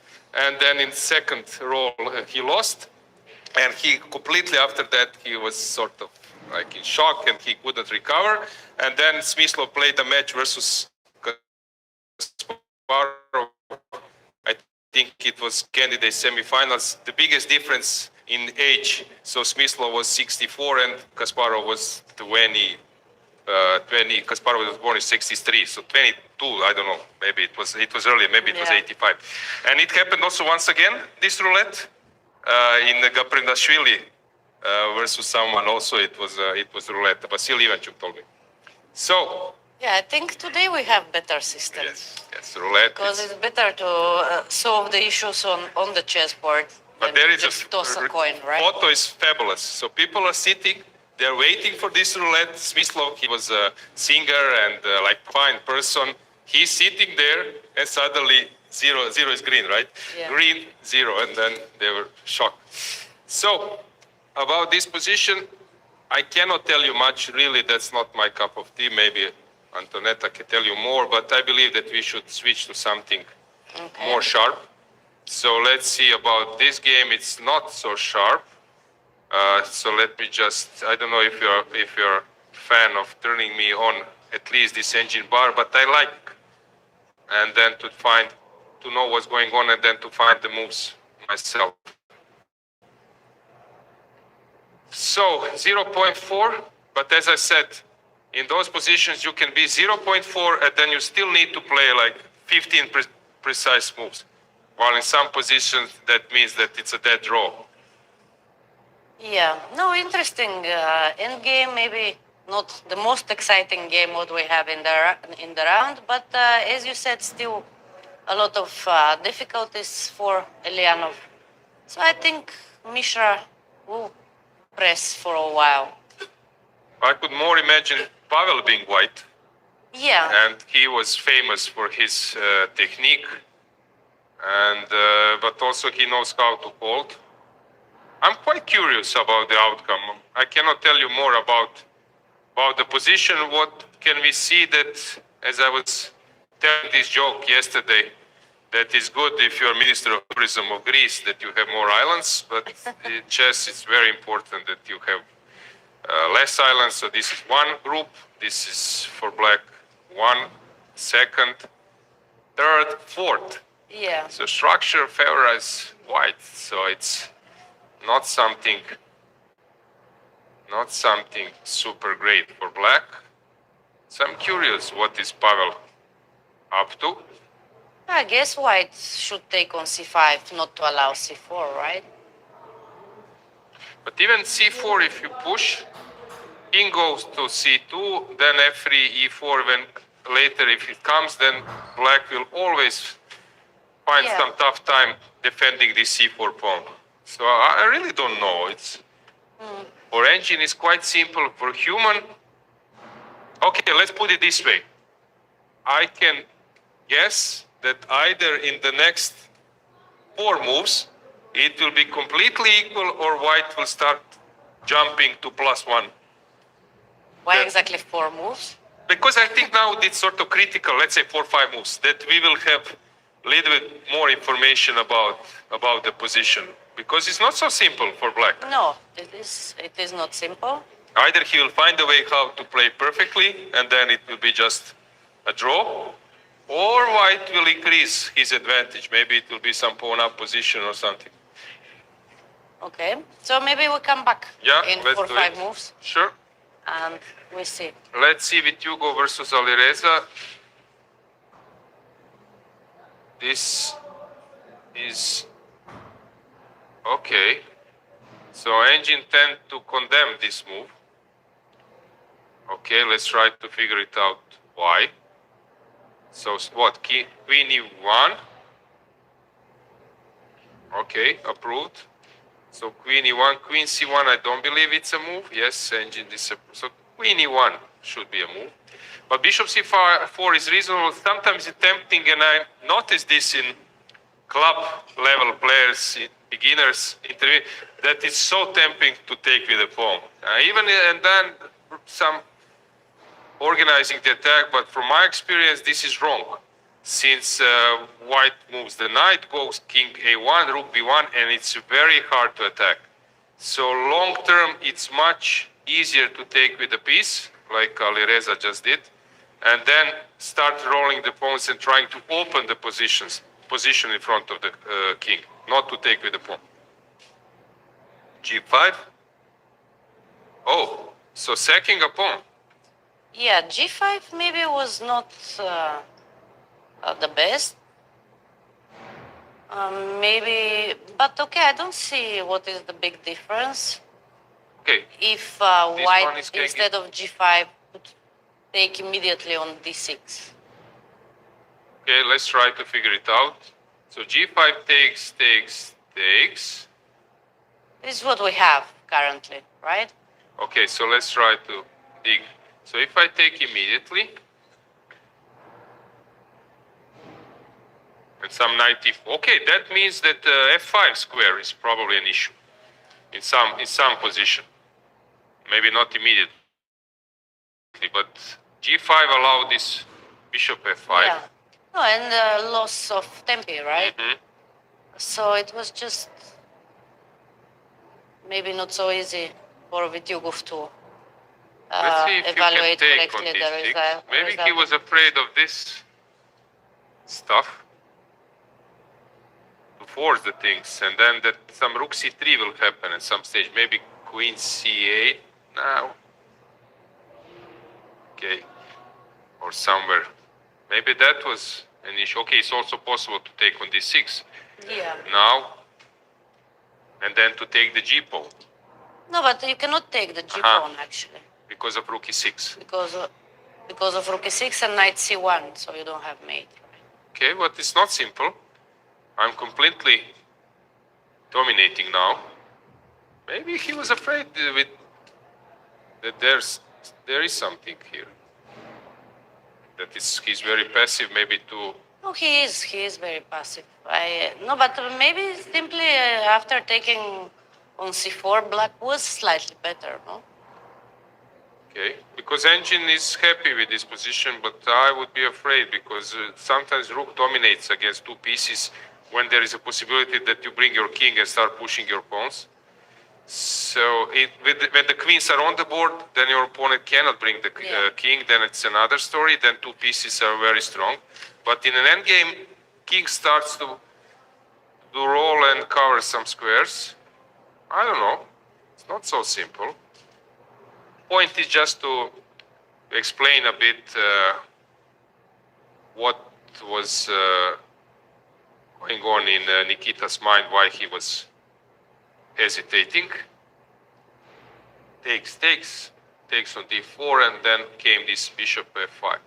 Usually Alireza is top if he gets this kind of position. I believe it will be very tough. Actually, French team 5 years ago, 4 years ago, when he managed to cross this 2800, being the youngest ever, you know how they called him? How? Stockfish. Stockfish. Yeah, so he was like super good at calculating and everything. Yeah. His teammates were calling, and now our Stockfish played this move, and now our Stockfish played that move. So they were like really impressed with the level of calculations. So now it will become quite concrete, and yeah, this is something where Alireza really feels well. Because the point is black can start rolling his pawns. Also in endgame, sometimes you push h6, your opponent takes, you play g6, and then collect the pawn in the process, and you get a passer. So this, or f6 and then g6, this is the way how you create a passer quite quickly here. So I think this is something which bothers white. By the way, you have famous duos, tandems in chess. One is Capablanca's queen and a knight, when Jose Raul has said that queen and knight are cooperating fantastically, and I believe that you scored many victories, same here, by exploiting sometimes that combination. But also in the endgame, you have famous Bobby Fischer duo. Can you maybe guess which two pieces were famous Bobby Fischer's duo in the endgame? Which? Someone from the crowd? Which two pieces are creating a fantastic duo in the endgame? I will reveal you the secret. Rook and a bishop. So that was famous Bobby Fischer duo, and he would just in the end game. They tend to cooperate very well. The point is that when there is a race, bishop can support your own passer, but it can also stop on the other wing opponent's one. And usually they are really, really doing well in the end game. Why rook and the knight depends. So here, if some endgame happens with this bishop and a rook, black will be a favorite there. Now it's tough for Nikita. What do you think, Antonetta? How Yeah. serious this is?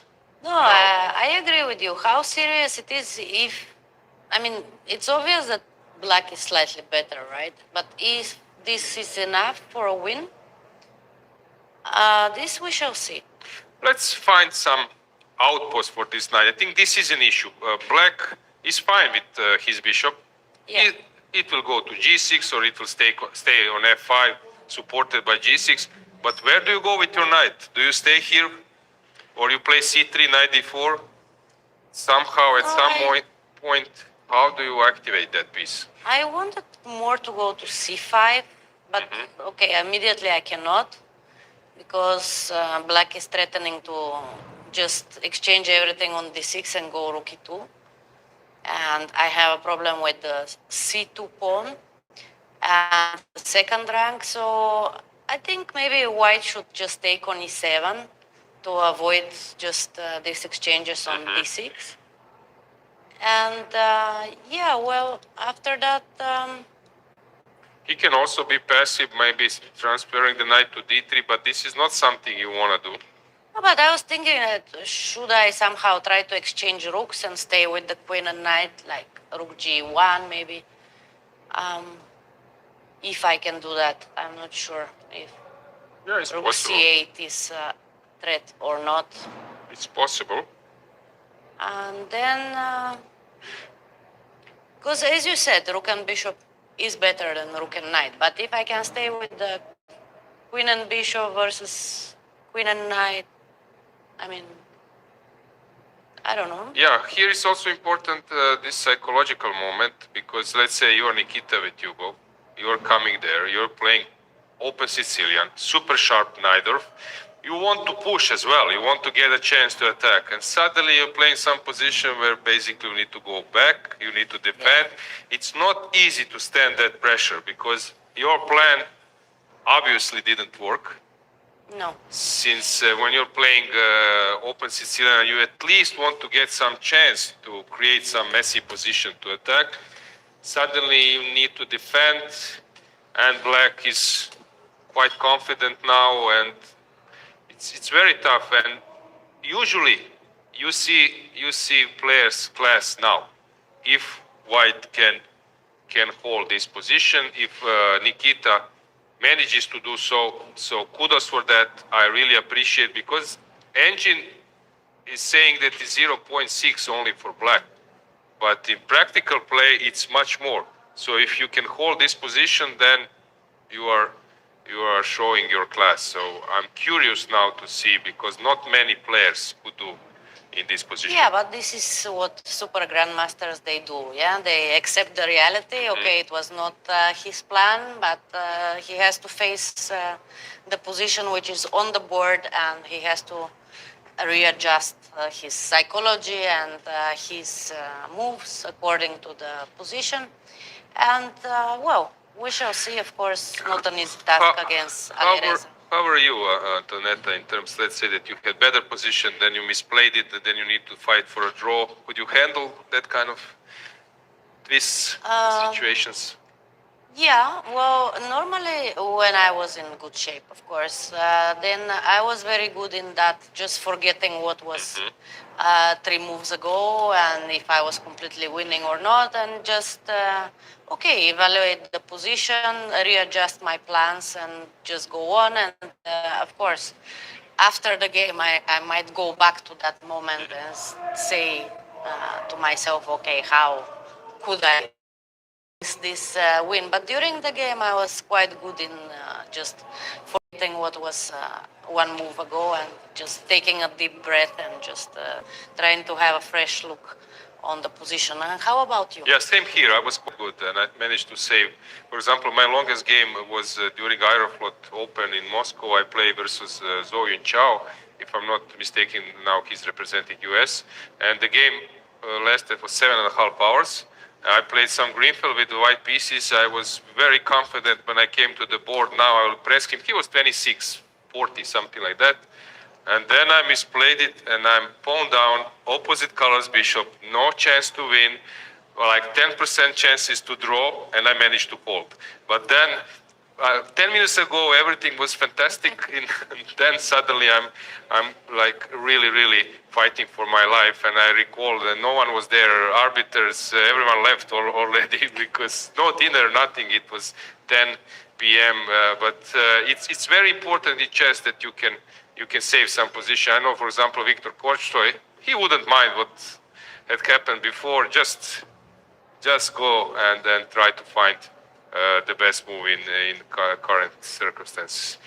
I think this is very important because maybe you can save more positions and get more rating points by saving lost position and worst position than to outplay. I believe that sometimes it's harder to outplay opponents from some slightly better position than investing energy to save slightly worse positions. So I think some players are lacking that part of the game, and then this is shown in rating. They can play maybe a few times very good game, but they are like throwing a lot of chances when they are worse. This is this Swindling. I mentioned Gavin Jones as a very good player in terms of creating chances, turning the tables, and I think this is very important quality of player because it brings you the same. Half point brings you rating point. Either you save it or you manage to win. No, but for many players, especially in the women, I have noticed that when there is a chance for some counterplay and maybe you can even win the game, then they can defend very well. But to defend these grim positions where you either lose, either you play 100 moves and try to make a draw, this is really hard. And I noticed a lot of my female colleagues are not very keen on that. It's just like they're losing motivation when they see no chance to win the game, and just to save a draw is maybe not so interesting for them. But as you say, half a point is half a point. Yeah, it's very important in your careers. Yeah. So what's going on here? Queen is on e4. Now I'm curious, will black start to do something on the king side? Maybe, as I mentioned, h6 when you take, or he will just stand still, he will start pushing on the queen side. So many options. So Vityugov did try to, and did actually exchange one rook. The problem is how to exchange the second one. I don't think that Alireza will allow him to do that. And because Antonetta's point is if we get rid of pair of rooks, then this king can even start running on the dark squares because he will start avoiding this bishop. Yeah. But when the rook is on the board, you cannot really do it. So you cannot hide or start running somewhere through the dark squares. So it's very important for black to keep the rook on the board before he creates some passer. yeah, no, but I noticed that both players are taking their time thinking. It's only move 22, and they are heading for the time control with not so much time left. But it's funny, Alireza was yesterday playing versus Mishra, coming back with the white pieces, entering Sicilian, I will attack, I will target, that going nowhere, getting nothing out of the position, even needed to defend. Today he comes to the board, his opponent starts and he's getting position which actually he was targeting yesterday with the white pieces. So sometimes, as I mentioned, it's not easy to get with the white pieces. Sometimes it's easier to wait a bit and then counter-attack and get some playable position. Because this looks like his position, something where he really feels comfortable. A lot of chances, practically. Maybe evaluation is not a big deal for him, but he will press a lot. Shall we go to our leader?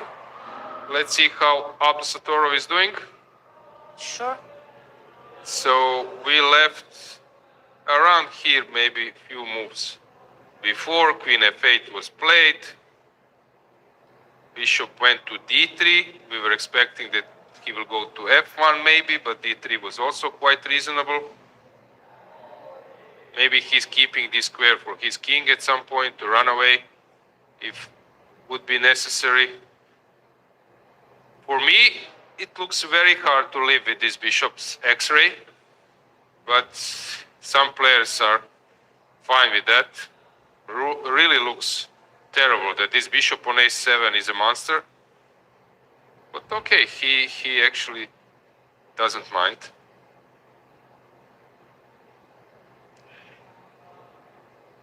Okay, so he sacked a pawn on D4.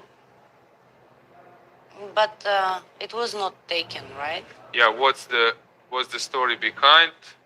Probably jumping to A5. When you take, I take. I'm preparing to return the pawn, and if you take, I'm X-raying you, and this is probably an issue. And sometimes you have also bishops who are super strong, but they can also become an empty bishop. This is something you might not know. For example, this bishop is a fabulous piece now. But if I play king g2, push pawn on f3, this can be an empty bishop, not attacking anything, and I just play around that bishop. And you can find that in many openings, in Slav defense, in Queen's Gambit, in Catalan, that some player is having a bishop on f4, but nothing is going on the diagonal. And it can be an empty bishop. So bishops can be on the wrong squares. If you are bored in your life, you can check a famous game, Garry Kasparov versus Sting, famous singer. They played a simul in New York. That was really awesome. And I was actually surprised by the level of Sting. He was playing really well, but then at some stage, his bishop was on c5, and Garry forced him to go to a7. Then Garry pushes b4, b5, and c5, c6. And Sting was forced to play a5, b6, c7. So Sting has this pawn chain, while Garry has a4, b5, c6. So Sting could only play bishop b8, bishop a7. It was memorable. I enjoyed it a lot. And then Garry just transferred the game on the other side. But I've never seen bishop on a7 locked by the pieces. So bishops can be strong, but bishops also can be very weak. Check that game. I think you can find it in a database, or even if you Google famous game Kasparov versus Sting. And I'm calling that bishop, when sometimes it's a bad bishop, I'm calling this Sting's bishop. But if we put a similarity with business, I believe that you have many colleagues who are just bishop b8, bishop a7, not doing anything in the company, but they're existing and they're just moving back and forth. So this is a current position, and quite promising for white suddenly. You're right, Antonetta, that this square. No, the fight for f5 square, something went wrong by black, because he didn't manage to push f5 himself. He didn't manage to organize some substantial attack against the king from the g file. And white, little by little, he took over. He took this bishop e2, bishop d3, but he had a plan. And the plan was to control this f5 square. And after which, the position what we have currently on the board, I think McShane is going to suffer. Of course, he shouldn't have played bishop g5, because this is just inviting white for knight h4, and then he has to go back bishop g6. So bishop h5 was a mistake, but he was already suffering. Because, okay, as you say, I mean, this bishop on a7 looks great, but once you realize that you cannot even take on d4 when white is offering it, then it becomes clear that something went very wrong. And, well, I mean, of course, he still has some kind of moves like queen h3 and stuff like that. But objectively speaking, I think Black is in trouble in this position, and I do not expect Abdusattorov to miss his chance. Can you please give me an info on net if you don't mind? How is our live 2700 rating list? Because if Abdusattorov wins now, he will move to which place? Can we Google? I'm curious now. So that Magnus is the number one. Nakamura or Caruana, hang on. I think number two is Nakamura. Then number three should be Caruana, four Keimer. And I believe now with those wins that Nodirbek is climbing maybe even to fourth place. If he manages to win now, which place is he? Oh, no, Okay. he's not so. Oh, he's currently number 12. Yeah, okay, After so he's winning not 16 gaining points. so many points. So I'm wrong. Um, Yeah, he's far away. Alireza might, if he wins this game, okay, he's stable sixth. But I was expecting that Nodirbek is doing better. So probably somewhere he dropped some points. yeah, he did. He did drop Yeah, points. but because he's out of top 10, surprising. No, but I'm sure he will be back. He's very, very strong player, and yeah, he will be back to top 10, no doubt about that. So Caruana Nakamura, Carson Nakamura Caruana. Whom else then we have? Keimer. Keimer, Erigaisi, Alireza on on place number 6, and then Giri, Pragnananda, Pragnananda playing today, so he Yeah. might hope for some points. then Wei, Gukesh, and Wesley So. Okay, so Yeah. let's check other game. The last one we haven't touched, or no, we did all. So let's just conclude current situations. So here, Gawain is trying to go all in. I don't believe that this is a mistake. He has a normal move, so he's trying maybe to dream about some stuff.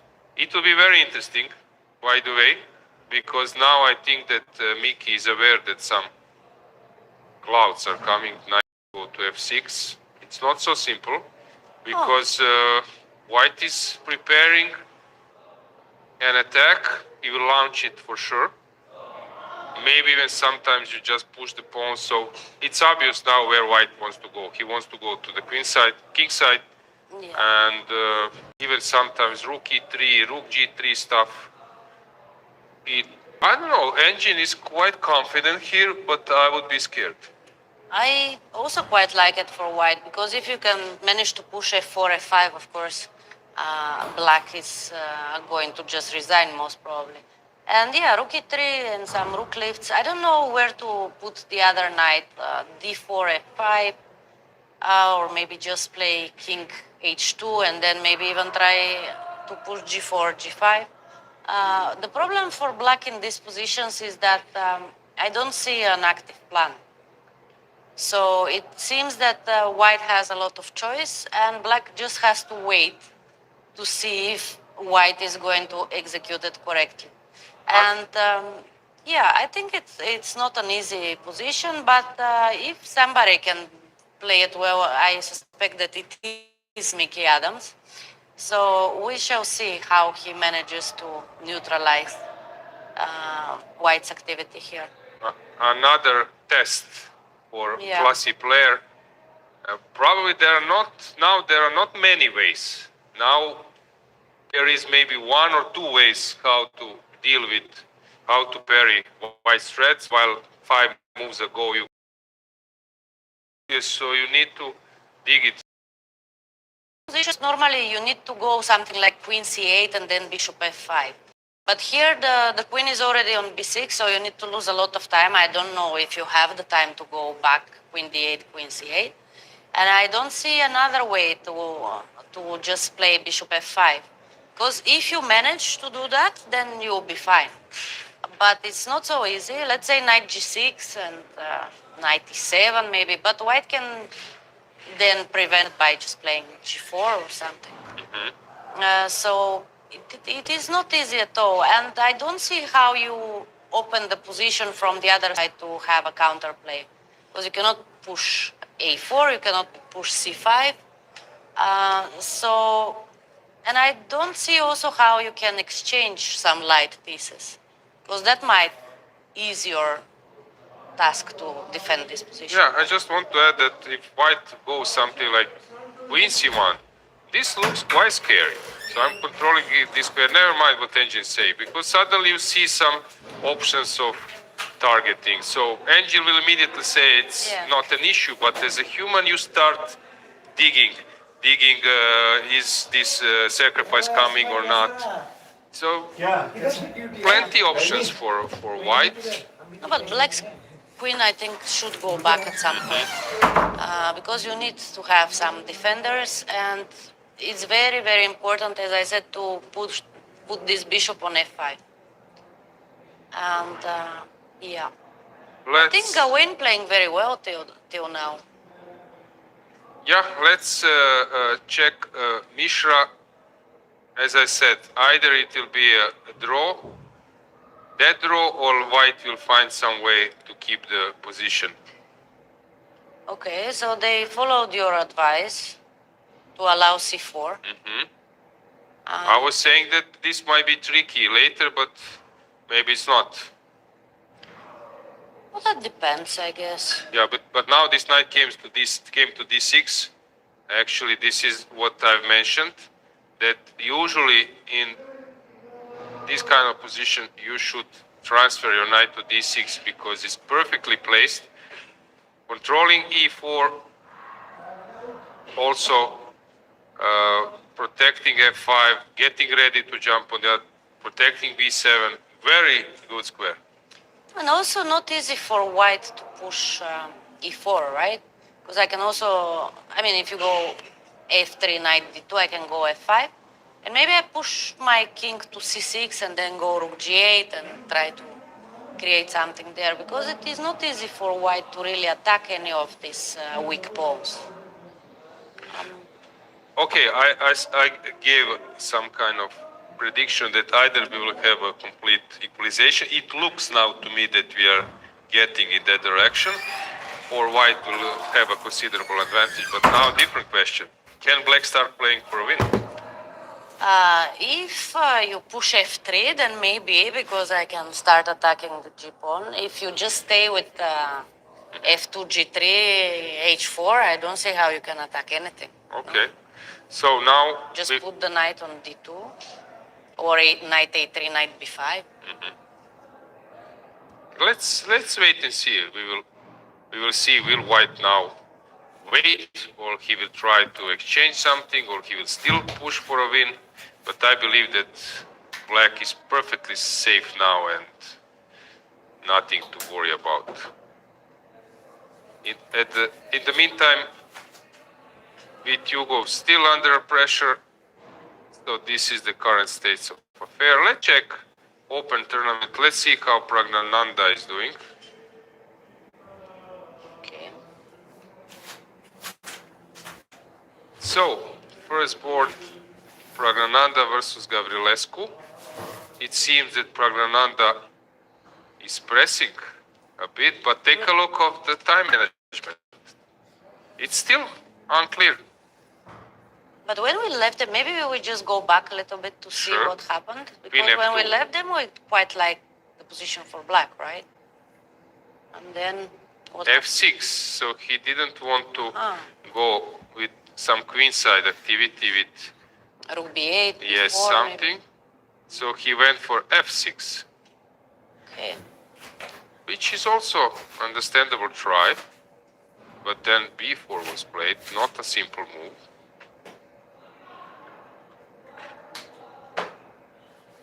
Hey, but it is quite typical for this kind of French positions, right?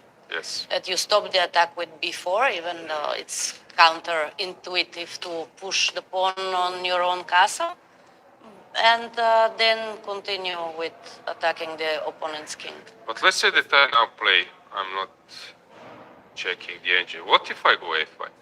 No, but normally when they do this, then they put rook on d4 or stuff. I mean, I don't like this bishop d3, knight e2 so much.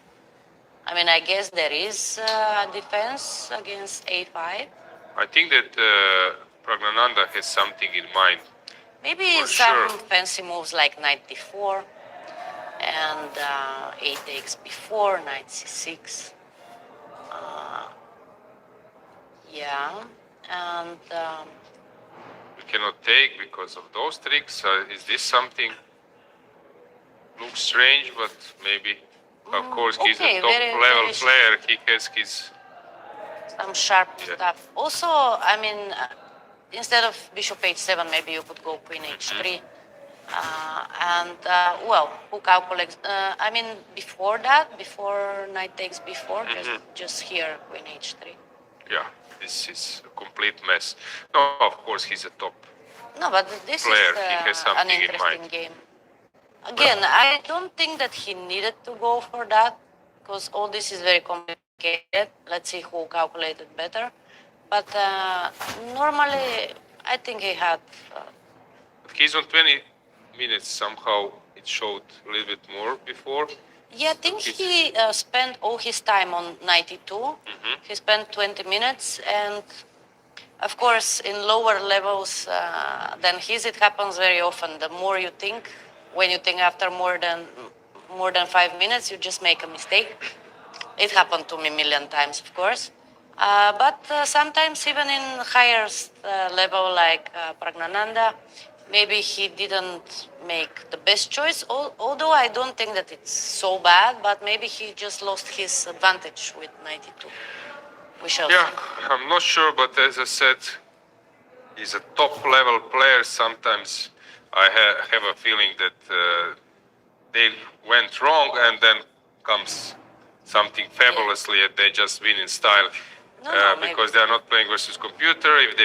If he poses some problems, practical problems toward his opponents that he needs to calculate a lot, yeah, he has something in mind for sure. There is some mess where he can navigate easier than his opponent. No, I'm quite curious. I think he is not worse after 92, but yeah, I mean, it's very curious to see what will happen because Gavrilescu doesn't have so much time more. It's just 26 minutes versus 22. It's just that Pragnananda had much more time before that.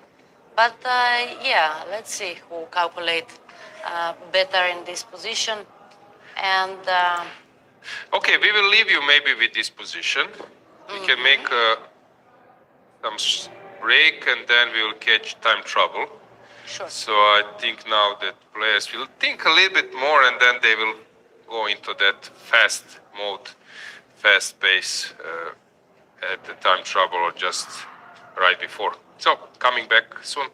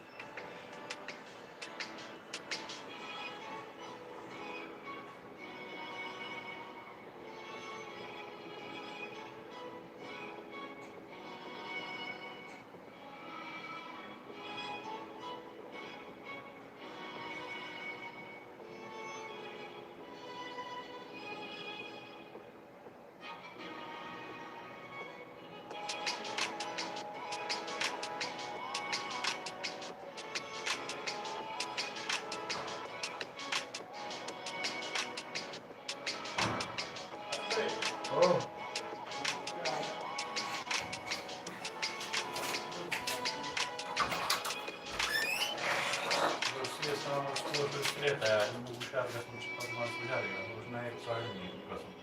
Vai dar trauma de recovery.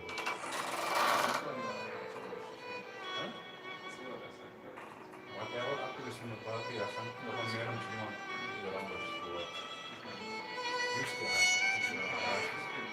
Kyllä niissä ei kyllä sitä tiimotuksia arvon tämän kyllä ajassa olisi. Kyllä Lewis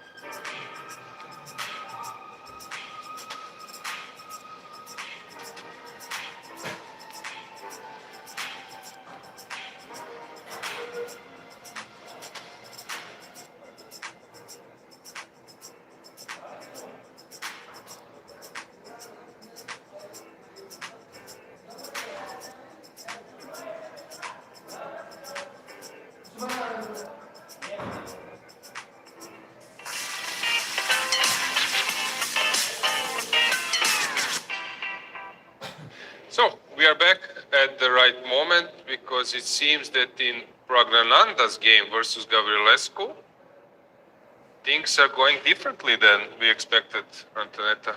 Yeah, Gavrilescu didn't push a5. Instead of that, he played knight b6 and gave chance to Pragnananda to get some significant advantage after knight b6. Knight f4 was maybe the way to proceed with white, because after knight f4 you have so many threats already, right? For example, if now you go a5, you can just take bishop takes h7, king takes, and knight g6, and that would be just very bad. Queen d8 or something. Then you just take on f8, queen h4 check. Okay, not so simple. That looks probably very Yeah. tough. Because, okay, we see that all of the black pieces are very far from the king, so it Yeah. feels that Let's it should show, be winning. for example, Queen e8. How do you finish in this position? Just rook d3. So simply bringing the pieces, king won't be able to escape because f file is controlled by white's rook on f1. So rook h3, queen h8, and that's curtains. So rook f1 was played. So he wants to exchange pair of rooks or to exchange the defender, but maybe giving black some time to survive. And Yeah, I think knight c4, if you already went to b6, maybe knight c4 is the idea. And then, I don't know, maybe you take on f8, queen takes, and queen h4, h6, and now, I don't know, queen h5 looks interesting. knight h4 I cannot play because of g5. So something. Okay, it's a pressure, and this position suits Pragnananda's style. So David needs to find a very precise way how to keep the game alive, because next 3-4 moves, if black waits, white will just get an overwhelming advantage. Yeah, because I think now it's a bit late to go for a5. If black goes a5, now Yeah. knight f4 with the same idea Yeah. like before. So you don't want to exchange? Okay, knight f4 maybe even No, I'm better. just threatening bishop h7 and knight g6. Yep. And I do not see how you prevent that. So, yeah, it becomes really critical for Gavrilescu to find the right defense. Maybe this knight c4, what we mentioned, is the right move. And yeah, take on f8 and queen h4, h6. And this is not so clear, yeah? I mean, okay, we said h6, queen h5, but it is not mate yet. Yeah, but the point is now white can go for this duo that at some stage maybe exchange bishop for a knight and then dominate over the dark squares, Yeah. which long term those players, they know how to exploit. I believe that it's very tough. Now black, you can see that David is thinking hard and is aware that it's sort of critical moment. He needs to find a way. The thing is, after knight to a5 is giving a chance for white to go wrong. While here after knight b6, it's more like being precise for black to hold than giving a chance for white to go wrong. Yeah, So no, I I think now it is much easier for Pragnananda. But it will be interesting. I think we'll keep on coming back to this game because both players, they have 15, 16 minutes for 20 moves. So I think things will develop quickly in this game. You're right. Let's go back to our main stage. Let's see how Gawain Jones, Michael Adam, Pragnananda might qualify through Open Tournament for the round robin next year here. I'm joking, yeah. Yeah. So, no, he's doing great now, and it seems that David will suffer. And it seems that Michael couldn't resist Okay. the pressure here, and it Maybe- just looks like a winning position. Well, but how did they come to that? Yeah, so I was praising his abilities, and you did the same, that Michael is the one who can navigate in this quite critical position, but actually that was not the case. Okay, rook e7 was normal, but then what happened?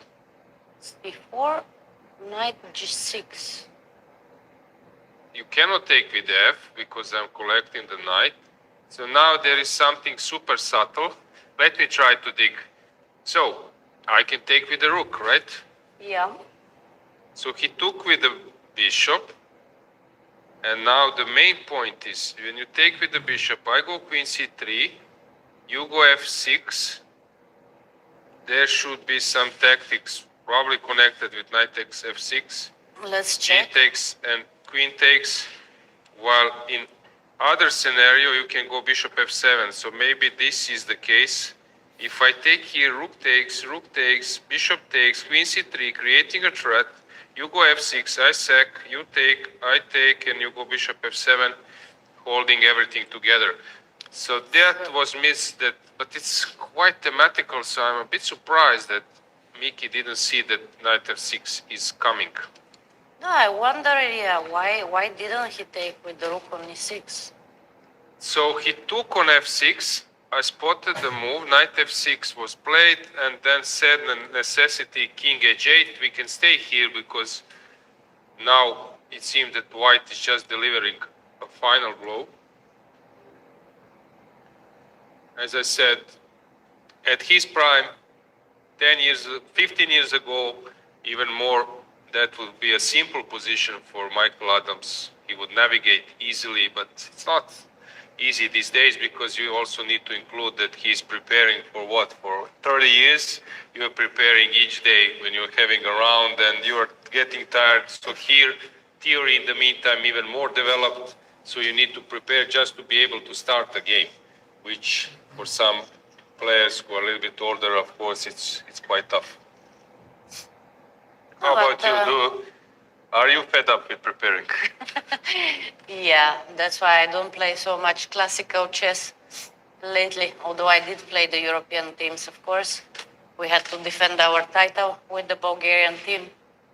Yeah, Magnus has said that each World Championship match took 3 months of his life, because you need to prepare, you need to memorize all those lines, memorize lines, and there was a famous, at some point, Vladimir Kramnik said that don't give me any more like holes in lines, any updates, because I really cannot handle it. And there was a famous game, Kramnik versus Leko. I was telling that story recently. So Kramnik and Leko, they were playing World Championship match. It was, if I'm not mistaken, in Switzerland. And Leko played martial attack. Kramnik came to the board armed with analysis of Svidler, Barev, but that line they were not checking so deeply, and Angie said that White is winning. And then Kramnik plays that move and blitzing, and Leko was spending a lot of time, and then found that 94 sacrifice, being on 2-3 minutes and just winning the game, and then leading, and in the last round Kramnik needed to win and to keep the title, because if the result is the level that he as a world champion holds the title, and he won this Kero. But so Leko was few moves away from world championship title. But you know what is the funny story? So Kramnik is leaving to the game, and Varev as Fiddler, I don't know who exactly was there, is trying to tell him, but there is a hole in this line, and elevator closes. And Kramnik goes to the game, plays this, and suddenly he's playing a losing move. Yeah. Because when you leave the engine instead of that 20, and if it goes to 24, 25 or more, then it's lost. But at the beginning, engine is saying that because there was some passer, A6, A5. And so what is actually the final conclusion? Take stairs. Don't go with the elevator to the World Championship match game. So it's very hard these days to prepare. It's very hard to memorize all those stuff. So I want to say that this affects Michael Adams' play, because probably he needs to mend, and he's burning energy, and lacking energy here is also, it's showing.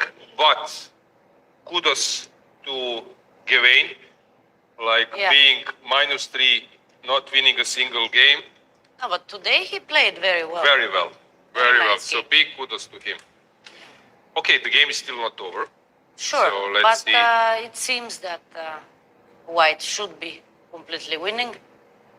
Of course, how exactly is another question. Okay, so I'm not using an engine, I'm just checking myself. So let's try to use the skills I was telling you about yesterday. Let's try to navigate ourselves. So the point is to get more information out of the position, and then to find the move. So we have X-ray. If there won't be this pawn, it will be a checkmate. Let's say if there is no H6 pawn and queen is on H5, that means that maybe this square is available for me if these pawns move. So suddenly I'm getting more options than before.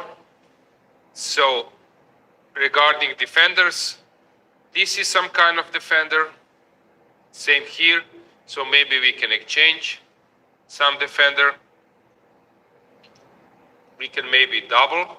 Is this a threat? No, because if this doesn't work immediately, probably it's not working. Also now, that means that I have some time to do something, maybe double the rooks. But I think Black has an idea to play queen before. If you All good, don't worry. Yeah? Maybe Black is threatening to play queen before and just exchange the queen. Okay, that's very important. I was telling you about to get information. Now when you tell me that kind of thing, Antonetta, suddenly I see this, okay. Maybe I should move my queen somewhere as well. But when you, like, as I said, when you destroy opponent's shelter around the king, usually the winning concept is to bring peace. Correct. Usually this is, so this piece is not doing much. This piece is not doing much. Can I do something with them? While waiting for that conclusion, let's get players who have finished their game. Sure. So let's prepare the setup and then we will discuss their game.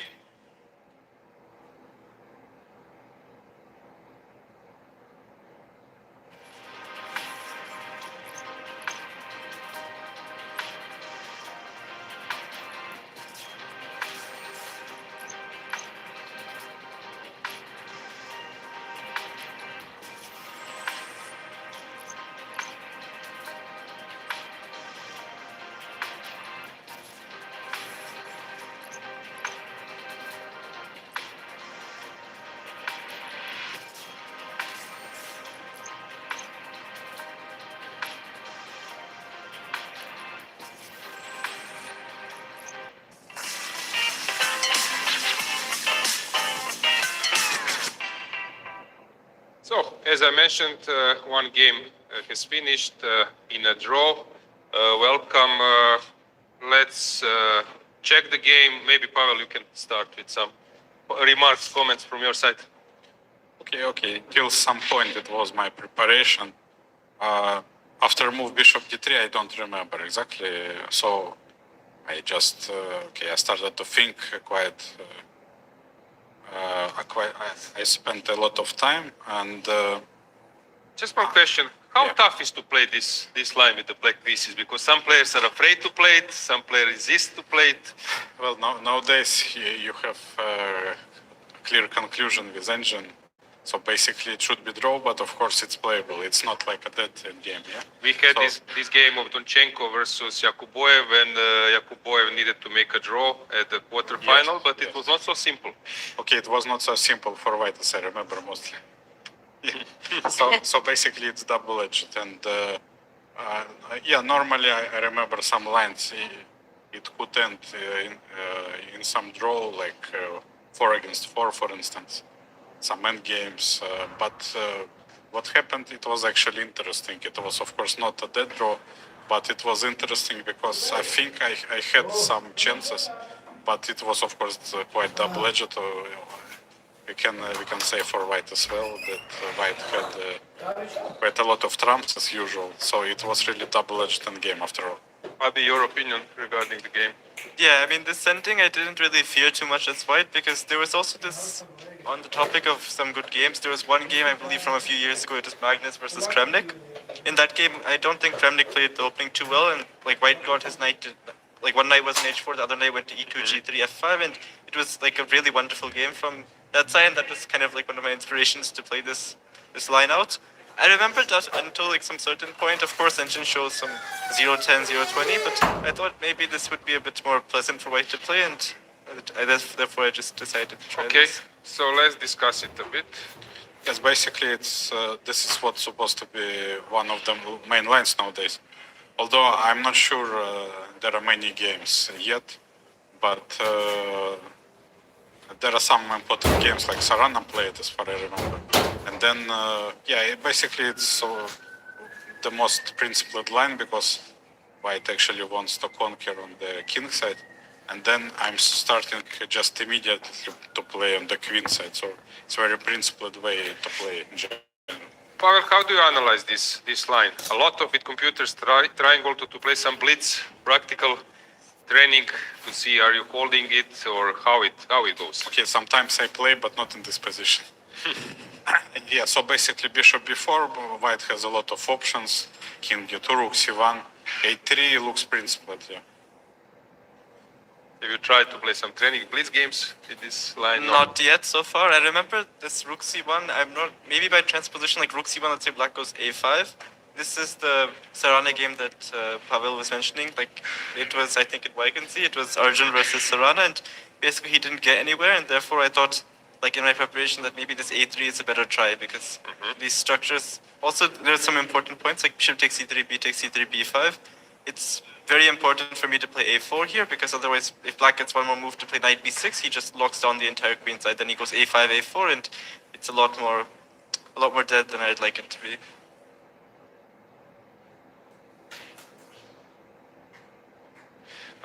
Were you out of the book here or still in prep?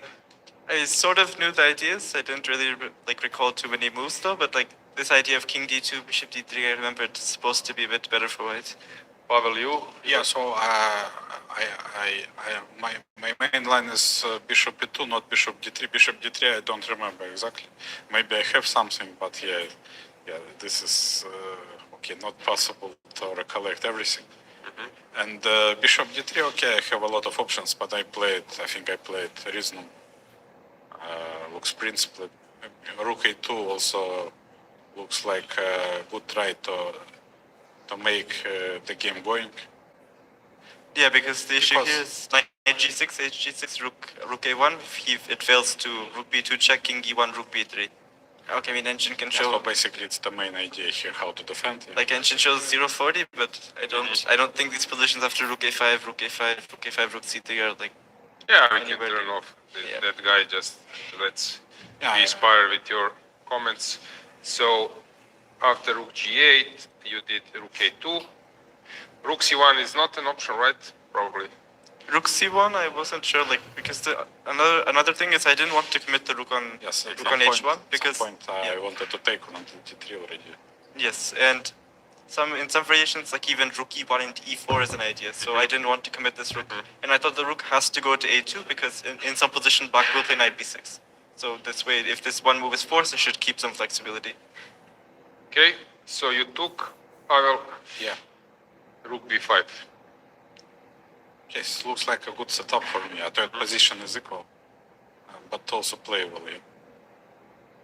Okay, so c5, c4 is coming, probably to allow it, or Yeah, it's one of. But maybe I can stay and wait also. I mean, it's. I mean, White has some ideas, but don't think it is enough because, for instance, probably c4 White can prepare, but maybe it should be draw after some exchanges.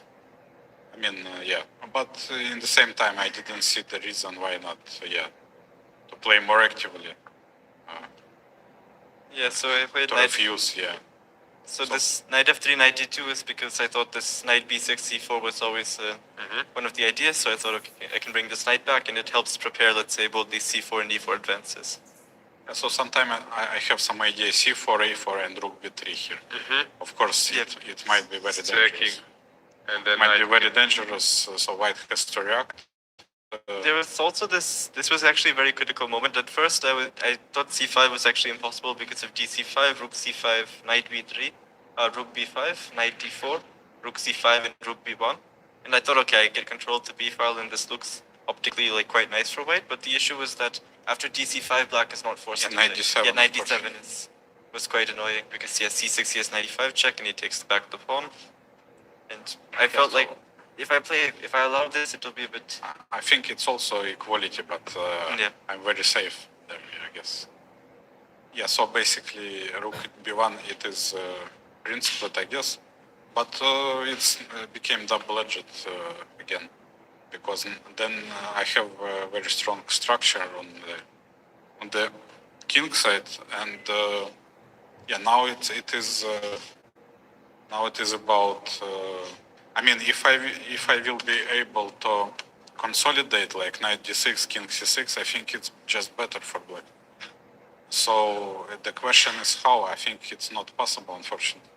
Yeah, this knight c8 is actually a really nice move. I'd missed this from afar.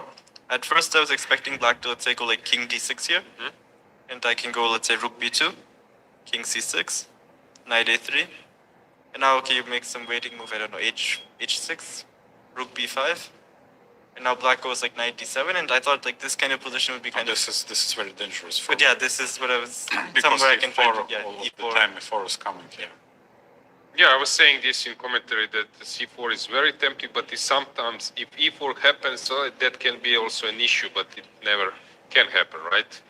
So this is more strength than possible weakness if e4 happens. So knight c8, I think it's a good move. I wasn't sure what e4. Yeah, actually, instead of rook b2, e4 directly was another idea. e4 it is very Yeah. complex way to play here. I saw this, and like we were discussing this, my worry with the e4 was e4 d4, knight d2, knight d6, rook a4, and now I thought black could play rook g8. So okay, like let's say g3, and now rook g5, and now the point is he wants rook f5 takes f2. Or yeah, like even this version, or even rook f5 directly for that matter. I thought, okay, this shouldn't This be. is it looks bad here. I mean, maybe it's a draw, but Yeah, you have to work hard here. yeah, I didn't see a reason to. But otherwise, I thought like if this e4 would work and you get these passed c and d pawns, that you have more chances to create a. You have more chances overall. But this rook g8 g5 is too annoying. So rook b8, knight a3. King d7, and yeah, now I thought knight b5. No, Last moment to play. Yeah. because if he goes knight e8, I can go back like knight a3 worst case and just try to make repetition. Yeah. So basically, white forced to play just to return, and then I don't know. Yeah. What I don't think it's possible to improve the position for black. Yeah. So maybe there is some. But here. King d6 doesn't work, I guess. So it's just Check. it King, might be King goes in. might be worse for me. Although Probably maybe rook b6, rook b7, although rook maybe b5, it's holdable, but of course only white can try. rook b6, rook b5. And Yeah. So basically a3 it is only chance. Actually, one thing is instead of knight d6, now that black has played a4, I was considering knight a3 as well. I'm not sure about how. Yeah, but I think it might be very unpleasant. Let's say h5 simply. Yeah, this was my worry that h5, and I played like maybe if I can try to play rook b4 and just keep this rook stuck on a8, but overall I didn't see I think it's much very of a plan. passive. Yeah. I can play here. I can improve very slowly, and you are more or less you're passive. You're pinned more or less on the inside. Yeah. I don't see how to improve white. So basically. Basically because of this trick, I think it's a draw. Yeah, but I mean knight c4. Yeah, because otherwise it's very unpleasant already for white. so knight d6 takes. Yeah, so maybe I'm not worse also if I take on c4, but of course it's not serious. Yeah. Not serious to play this. King this will black. come. Yeah. No, I mean rook b1. I think rook b1. Rook b1 better than rook necessary. Yeah. Or even rook a2, king c6, king b1. Yeah, this is what I was thinking. And now I thought like rook b8 check, Yeah, but then king a1. Then okay, then white. Okay, it's also probably draw, but But yeah, I go rook c2 and king a2 f3. maybe f3. Yeah, F3. Maybe I'm running out of tempers. Yeah, but okay, it's not serious. I shouldn't play this. Yeah, so you played a2, takes, knight b2. Anything here interesting? No, or for you it's super simple. Okay, For at you first I thought king g6, but I didn't see any chance. Even king b1, and then even knight d1 maybe. I think white has a lot of options here. Yeah, and I thought, I mean, it didn't seem like I ever had any I mean, chances. Like, sometimes it may be dangerous for me also. Probably black just waits, and if white opens, then black is more than fine. yeah, and I mean, of course, if I can get my knight f4 and play c4 and all these wonderful things happen, then I would be the one playing for a win. But I just didn't see any realistic chance of any of that happening. Like king b1, rook a3, and I felt like worst case black will probably take the c3 pawn, and if I can get my knight f4, and it just. I mean, maybe knight d1, maybe not. I don't know, but white has many different options, I guess. So in hindsight, where did white go wrong to lose advantage, small advantage? Okay, it's probably draw objective. Is there some where can be improvement for next game, rapid blitz game? I mean, Where white to go? has many different plans. Where was already Instead of too knight late? f3, knight h4, white has many okay. options, h4 and so on. But okay, I mean, I think this position up with bishop until bishop d3, I think white should be still have slight edge.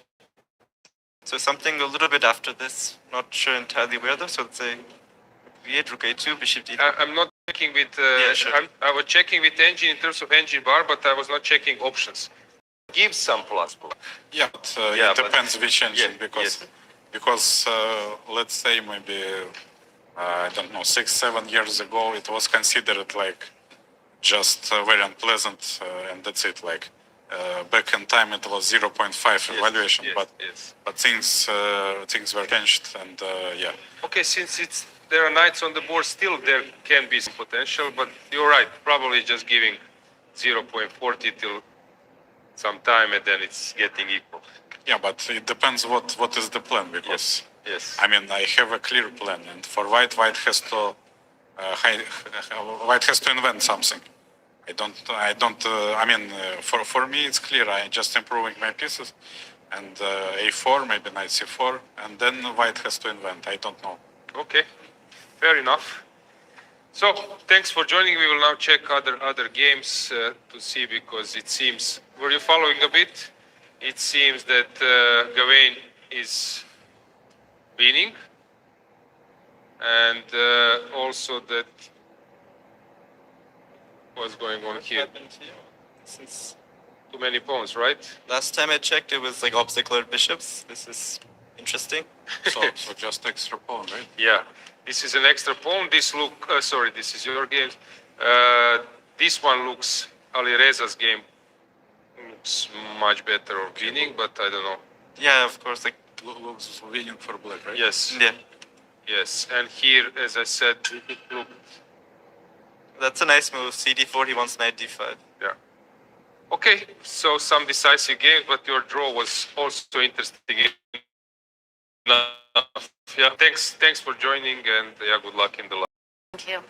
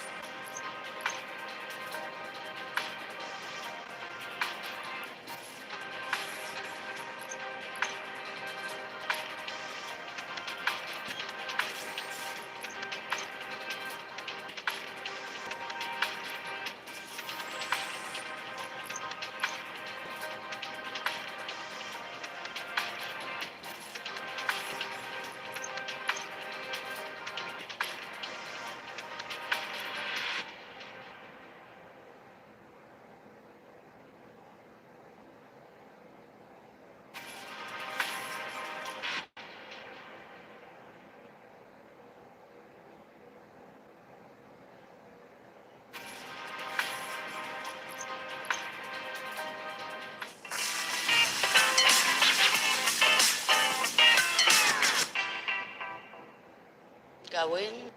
So we are back. Antonetta, how do you feel in terms of post-mortem analysis? Were you trying to prove something, or you're like super objective, realistic? Sometimes it's after the game you're still hot. You can maybe estimate some position, being biased.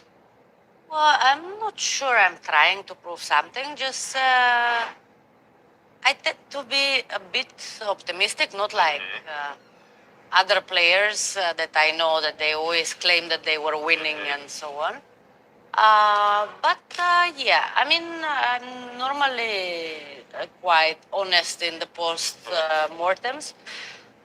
So yeah, but the games what we had today, I mean, there was maybe not so much for the players to really analyze because it was not some big thrillers there.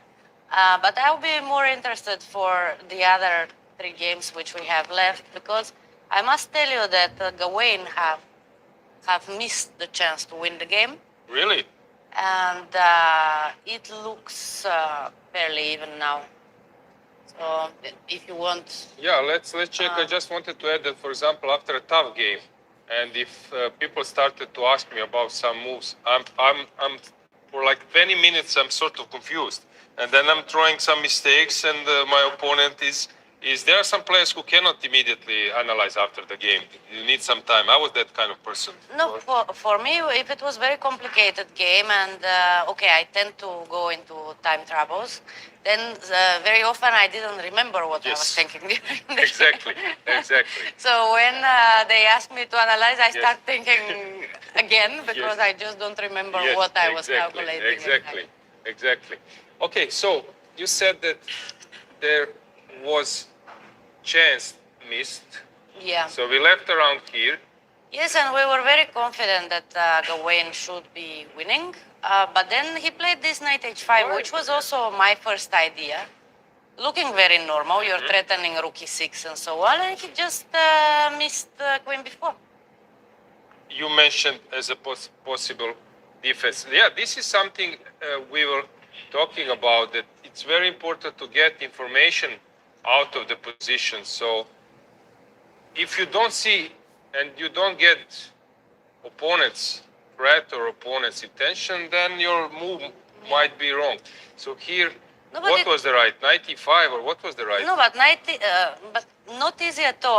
I've been checking a little bit, and here actually there is seems to be only one move which is winning, which is queen c2. I mentioned Because that kind of move, but I'm 95 not sure. was my second Yes. idea. Yep. But black just takes it, and after queen takes, right? Because you cannot really take with the rook. And then some full defense like rook f8. And, Rook f8. Really? Yeah. Bravo, bravo, engine. And then queen d6. Okay, some very long lines. This looks like horrible that to allow this kind of stuff. Yeah. So queen c7, or what is now Um, the idea after queen d6? the idea is rook e to f7. A very And then counter-attacking. not a very human move, maybe. But, Okay, okay, yeah. reasonable idea, but to surrender this bishop on e6 is not simple at all. You're right. Okay, then 95 might not be the right. Okay, Right but way. knight h5 looked very logical. Okay. But do you want to see the winning move? Yes. So queen c2. Okay. Queen c2, okay, obviously threatening the knight Yes. g6, so knight f8. Yep. And just very simple, take on d5. Now, I was more fond of checkmating, but here was No, Different but, agenda. just switch the focus to some material gains, because black cannot take cd5 because of knight takes d5. And now the rook is hanging on e7. And if you go gf6, then of course the king is very weak. So you just take on e6, and I don't know, if rook takes, you just pawn take takes, it. everything is here. Yeah, everything is hanging. So I mean, just this very innocent-looking move like queen c2, and there is no defense for But black. hang on. It's very strange. What about bishop f7? Checkmate, I'm blundering. Yeah. Checkmate. Yeah, this is the point. That now you take on e7 and just mate on h7. So yeah, that could have been a nice finish of this beautiful game from Gawain. But he played knight h5, queen b4. And of So course, tell me one more thing. Why queen rook g8 is bad? Immediately, okay. He wants to protect the rook additionally. So I understand the point. So rook queen b4 is useful, Yeah. and then the point is white was threatening to take on e6 when to deflect the rook. When you take with the rook, then queen g7 is a checkmate. Yeah. With this move, this is not an option anymore. And if you take on g7, I take on c3, include, and then take with the king. Yeah. So here, So you, queen d4 was played, yeah. rook g8, and it's a new game. Yeah. Material is equal. And how is the current situation? So they are really long time, 50 seconds. Usually Gawain is one playing super fast. So let's maybe just follow the game a bit without huge Yeah. analysis to check, because there are 8 more moves.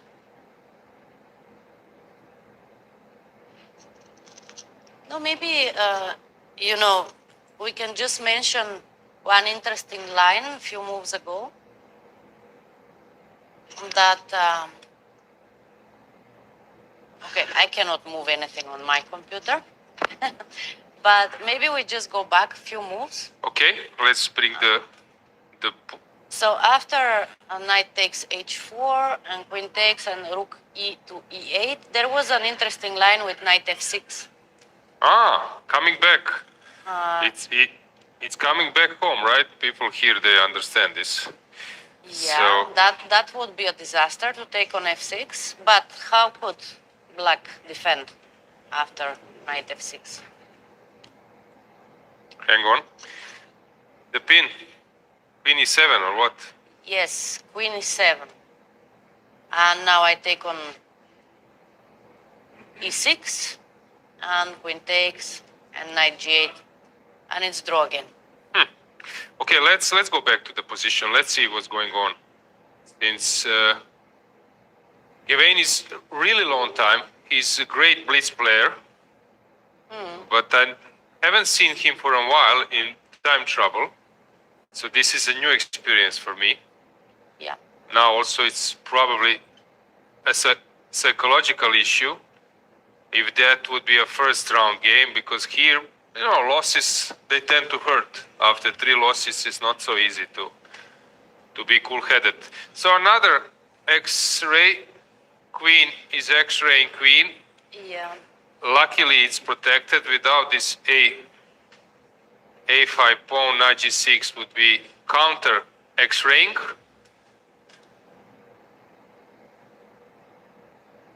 So what do you do now? Now suddenly it looks a bit better for black, right? Okay, maybe black can... So, is rook g3 a threat? It is. If I go rook... Okay, so I need to find a move. Okay, if I just go queen e1 check Okay, king h2. and okay, queen e5 is not a good idea. Maybe rook e3. Mm-hmm. And I cannot take on b2. Or can I?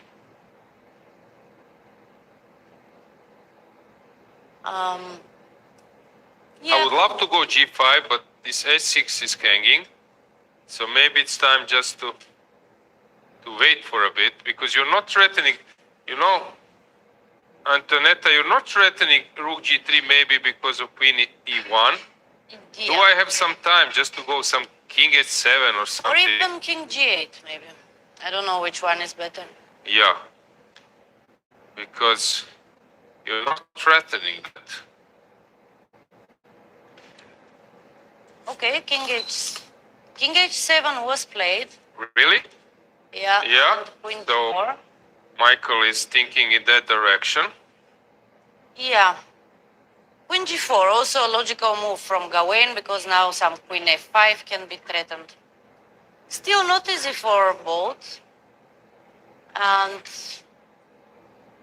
yeah, I mean, it was not easy actually to win this game with white. This queen c2 move was really difficult. But now- still, white has chances to win Yes. also now, right? So how many moves? They have 7 moves. It will be super complicated. Yeah.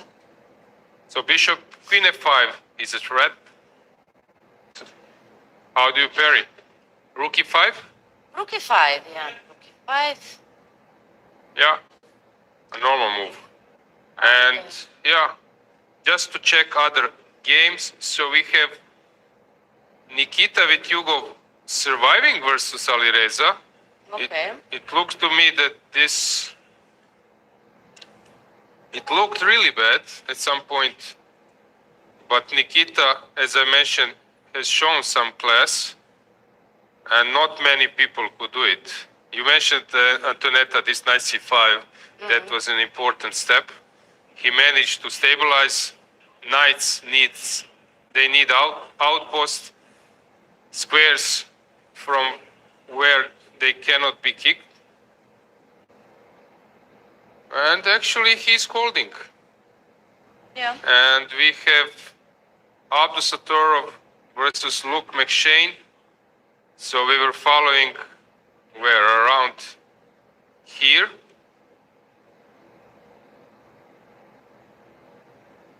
Knight F1. You see how structure has changed? From the G file, it became H file. But why did white take on G6? I didn't get that. Probably this was his target. It's a double attack, you know?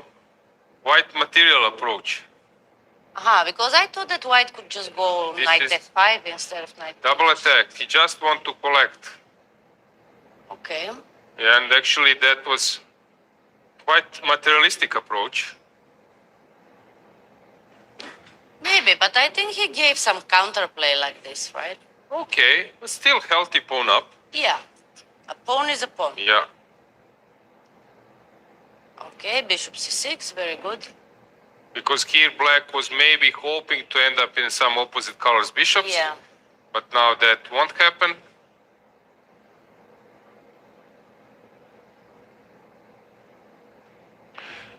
But I was telling you about Luke McShane and his endgames capabilities. He's very good in endgames.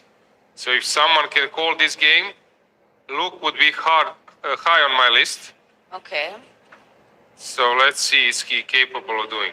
But I think that we should stay with Gawain versus Mickey because here everything is burning. Queen e7, now we have some tactics. Alert, h4 is coming. Who is better here? Usually it's better the one who is having more time on the clock. But here it's But not here the case. it's not a big difference, right? Yes, I mean 1 minute versus 3, but they're already on move 36. So, Okay. okay, still 4 moves, 5 moves to make for Mickey. But I'm not sure for whom it is easier to play the position. Just to add that Pragnananda is setting up that dream position I was mentioning that he might exchange on c4, Yeah. set up this famous Capablanca's duo. But let's go back to Gawain versus Mickey, since I don't expect a draw here. Why should you? Okay, Rook Rook E1, e1, King King H2. h2, yep. Okay, you Okay. postponed the decision for one move. Now it's again Queen e5. 5. Okay. Okay. Some threats. B2 is hanging. G5 can be a threat at some moment. Maybe even immediately. Immediately, I don't know. I mean, I'll just take it and Rook H3. King g7, then Rook you go rook G3. g3, yes.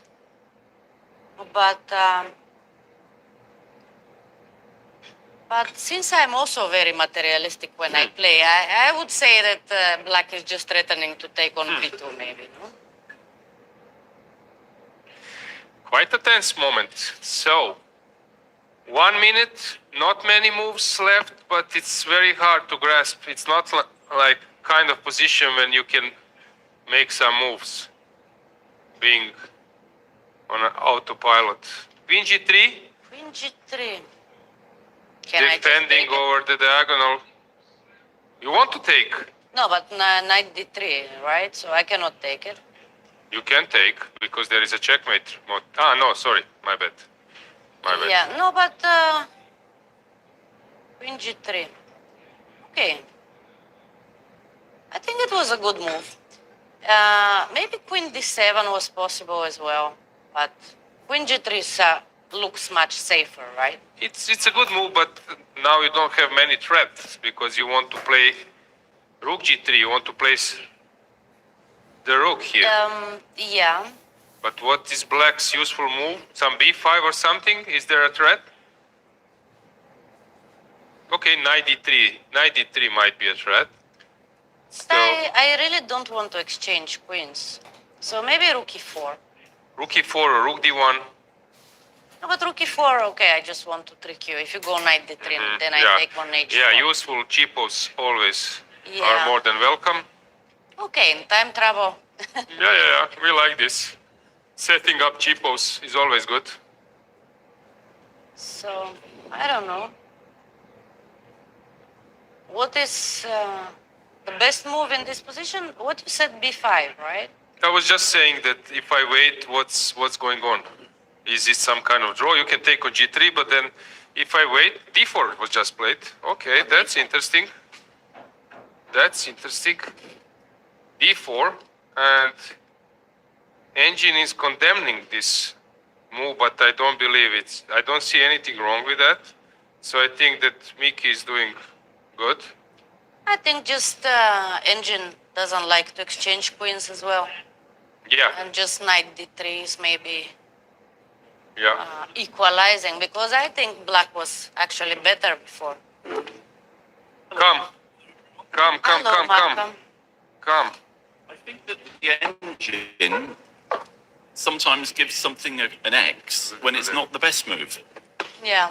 So it doesn't mean that it's a bad move, it just Yes. means it thinks there was a better one. Yes. And because it's a stupid engine, the better move might be 0.001 better. Just to say, we don't like that guy, Mr. Engine. We don't Mr. like Engine, him. no. It's a bit like your sat nav, you know, if it sees a way that might get you there 15 seconds earlier, it will Yeah. do it, even though it has hundreds of speed traps and bumps and things like that. You know, so a human would never go that way, but the computer, you know, is saying, oh, but this is 15 seconds quicker.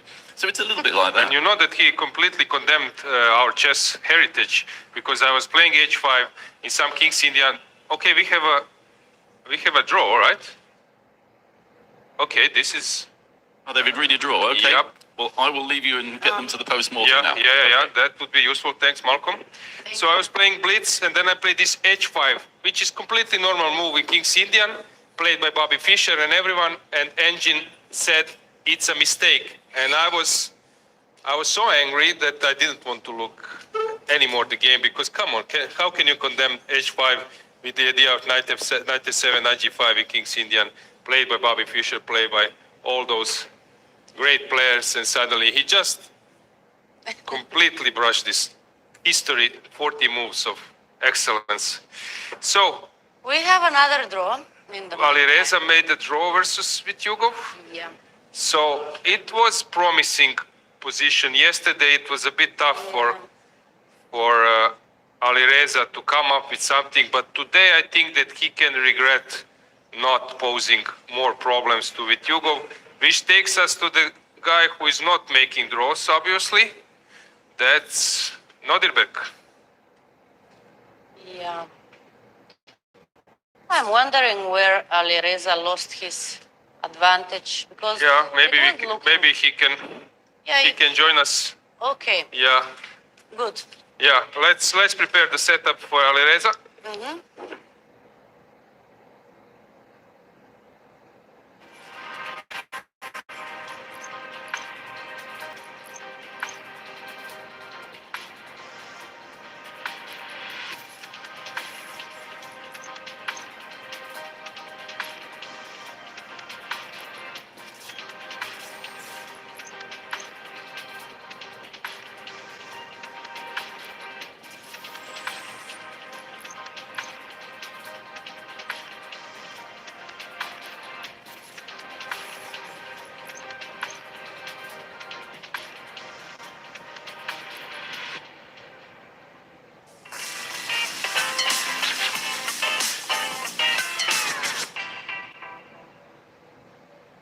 Yeah, and we are back. I'm joined by Alireza and Nikita. Alireza, it looked very promising out of the opening. Yeah, I was happy with what I got, but couldn't find the break. Yeah. While Nikita, you showed the class, it was not easy to handle that position. Yeah, definitely. I believe I got quite a comfortable position out of the opening, but then quickly misplayed it simply because I don't feel these positions like Alireza does, definitely. And well, it was just a free lesson for me. not completely free because I was suffering for Yes, a couple for of a hours. while, yes. Yeah, but everything valuable comes with a price. Yeah. So it's, My point is that not many people will handle this against Alireza, that position, when it looked Thank really tough. Yeah. Yeah. Okay, so fast forward, Sicilian, you, Nikita, you went to these open lines and all those main lines. Yeah, bishop e2. Yeah, it's. I mean, like I played here uh, uh, uh, almost every move possible, like bishop g5, queen d3, bishop e3. I believe. I mean, like many of them a4, g3. So it's just yeah. You expected Not Alireza special, of bishop course. e2, sort of. I was not expecting e4 actually. Ah, Yeah. okay. I was thinking about d4 mostly, but I checked a bit, but not bishop e2. Yeah. Okay, yesterday you were probably disappointed with the opening outcome. Today you got a good Yeah. chance in the similar structure. Yeah, I mean, I know that I should go d5. It's probably just draw. Yeah, it's slightly worse. Yes, Yeah. White has the pressure, but I knew for sure that Alireza wouldn't go there. Yeah, because it just.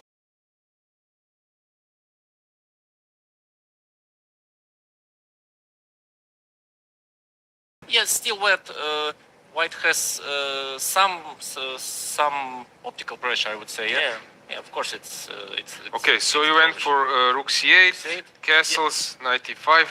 Yeah, and and the thing is that I checked knight e5 first instead of rook c8. Yes, can we go like knight e5 here, long castle, short castle, and here I knew my line, rook h1.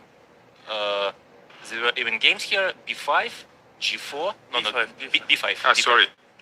b5, b5, g4. I believe it's knight g6. Am I right? Yeah. Knight g6. Yes. G5, b4, b4. Yeah. G takes f6, bc3, and yeah, it's a messy position, but white is better. At least I knew it's. I mean, I knew that it's. Okay, this engine is not so strong, so you have better engine. So yeah. White, yeah. B takes e3, bishop f6, bishop e6. Yeah. I mean, yeah.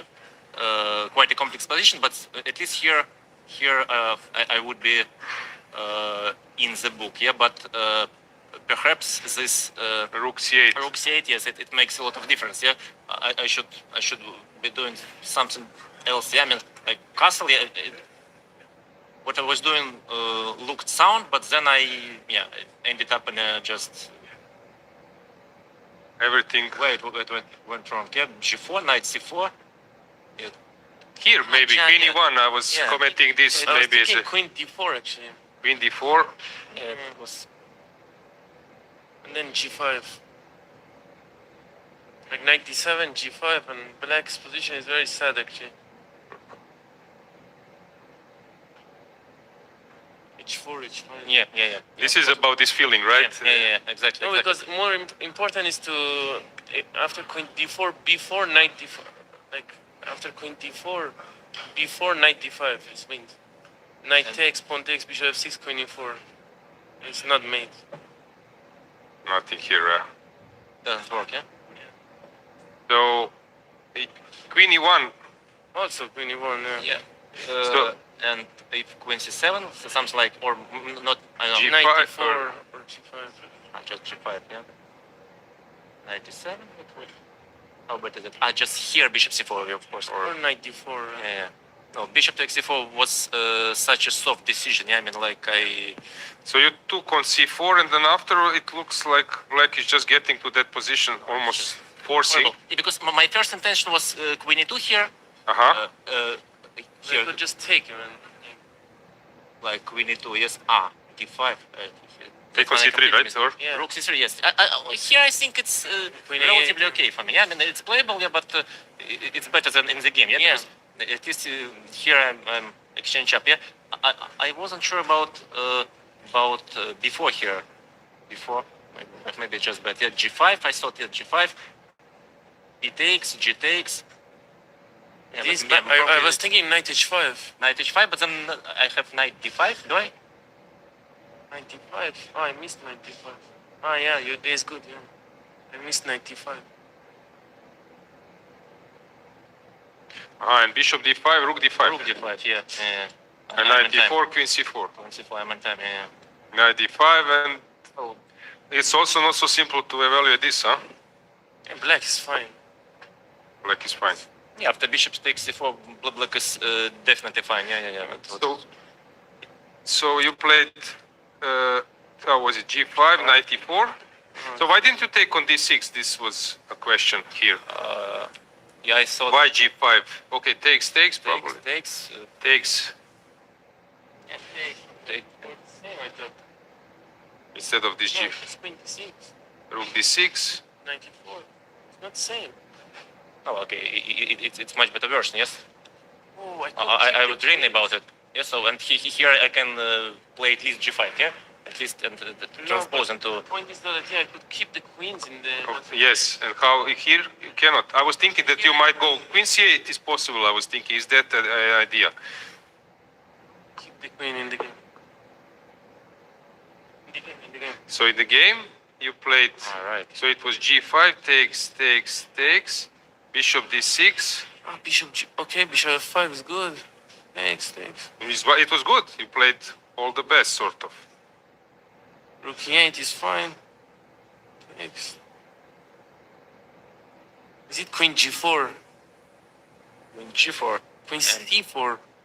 Queen c4, I take this pawn, then what? Wow, I didn't consider queen c4 at all. Queen c4 even. So queen Queen c4. c4 take h6, I think. h6, b3, yeah. Oh, h5 only move. Now fun. Fun b3, start. b3 and Take queen g4. Queen g4, It's just good position. just h5, slowly. Yeah, it is really You hard. go And slowly, if you take, then the rook goes, right? If you take, yeah, rook it's is- rook two, yeah, it's gone, yeah. No, Yeah, this was really and hard. this to is say. the point, yeah. I didn't say h5, I saw h6, and I Yeah, thought, it's positional. What is the no? difference now? Hang okay, on. here I go b3, and here I can take, yeah? Queen g5 I can take it. Okay. So Okay. just, There is no. Wow, it's just positional, yeah.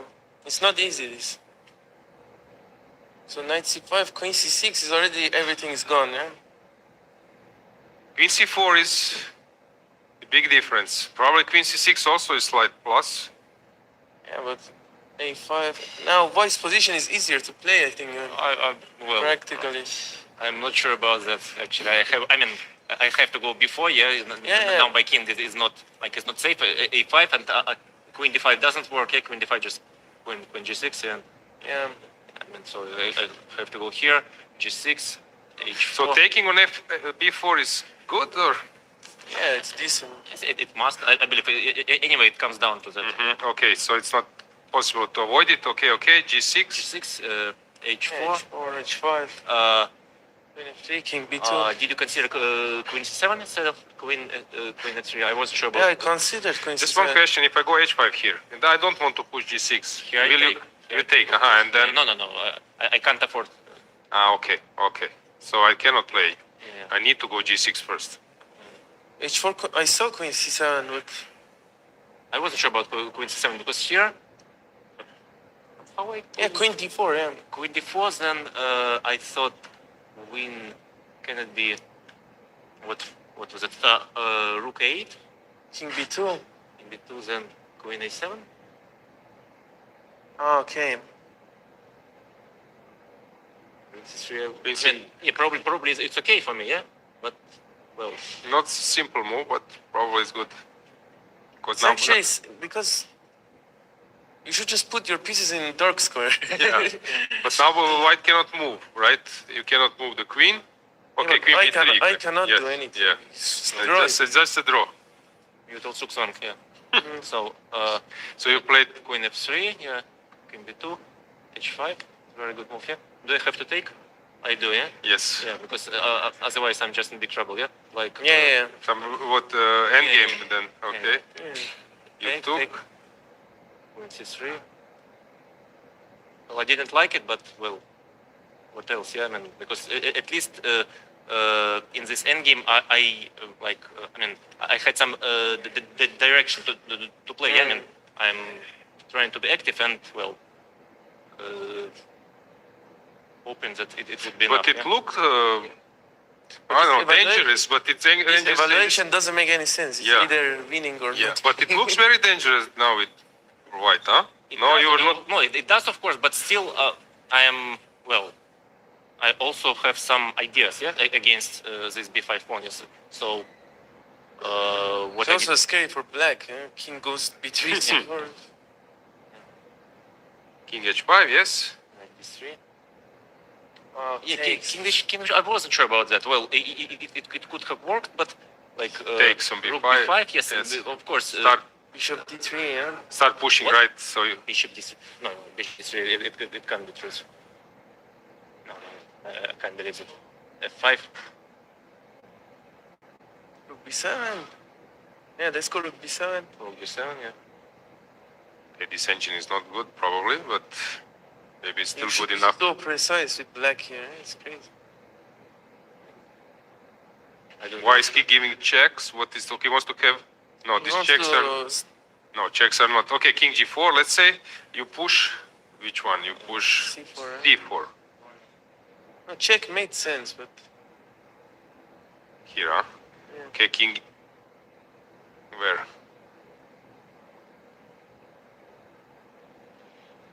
why is not winning here? It might be, yeah. f4, f. It's difficult to realize, yeah, but yeah. Why black is so faster here? Yeah, but Yeah. Because of king, yeah, my Yeah. king is better. Yeah. crazy. So you didn't take on h4. Yeah, I mean, I didn't consider bishop taking 3 Yes. at all. Yeah, it looks like In the end game, you should keep the bishop, of right? course, yeah, of course.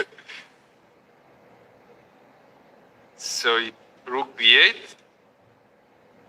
So here, I'm kind of okay. Yeah. Yes. And rook b7 was nothing. Here is gone. Yeah, I mean, it's just.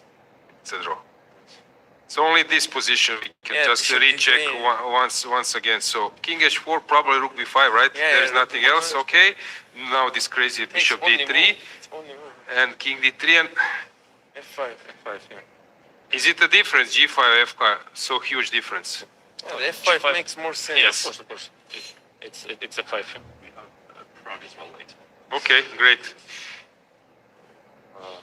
Rook b7. Now I don't get it. This rook d8, king Yeah, e2. this check it just disturbs my king, yeah, because I either stop my c pawn or go into some mating. I'm kind of. Yes, this is made. Let's say rook d8, king e2, and now you Yeah. push. Yes. Yes, now so- g5, king g6, f3. but he doesn't play. Yeah, he goes he doesn't play this. Rook c8. Rook c8. Wow, g5, king f3. Wow. Oh yeah, king f3. King g3, huh? King g3. Rook b5 only move. What? now No, rook no, f8. come on, But okay, this what's this? King f1. I think Okay, it's king lost, f1 I yeah. don't believe now. King f1 No, I think I, it's just lost position. King f1 I don't believe. So let's do something else. Let's go. Don't go to e2. Maybe, huh? You mean what? Maybe not rook b7. Not rook b7 here, yeah? No, previous. If you come with the king up, Yeah, c4. c4, yeah? f4. Rook b6. you can take the master. Yeah, rook b6. Oh, this is crazy. King g5 only move. Yeah, king g5. But guys, you are good in the rook's endgames. This My is king is cut. very strange. Rook b7, king f6. Oh, it's really nice, yeah? Okay, stopping, coming back, coming from behind. Here it's winning, of course. Yeah.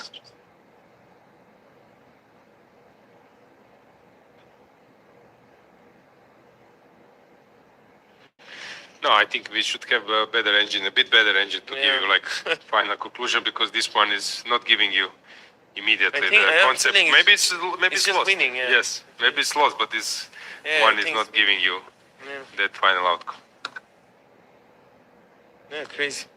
So what was your mistake then, Nothing. Nikita? But here, what is this knight b7? I don't get it. This, yeah, I considered it, but yeah, I wasn't sure about this endgame. Yeah.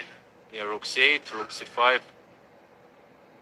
here I wasn't sure if I'm in time or not. Yeah, like rook takes, rook c5, It seems that you are. bc5, king h4. But this looks also scary with the bishop. Extremely scary. Yeah, like knight d6, bishop e6, C- g pawn is marching on. Yeah, C6, let's say. g5. Because here, I can lose like c7, g4, and black is not risky. Yes. Just complicated. What to say? Yeah. Okay. We have some another guests waiting. Thanks for joining. Yeah. See you in the next rounds. Thank you.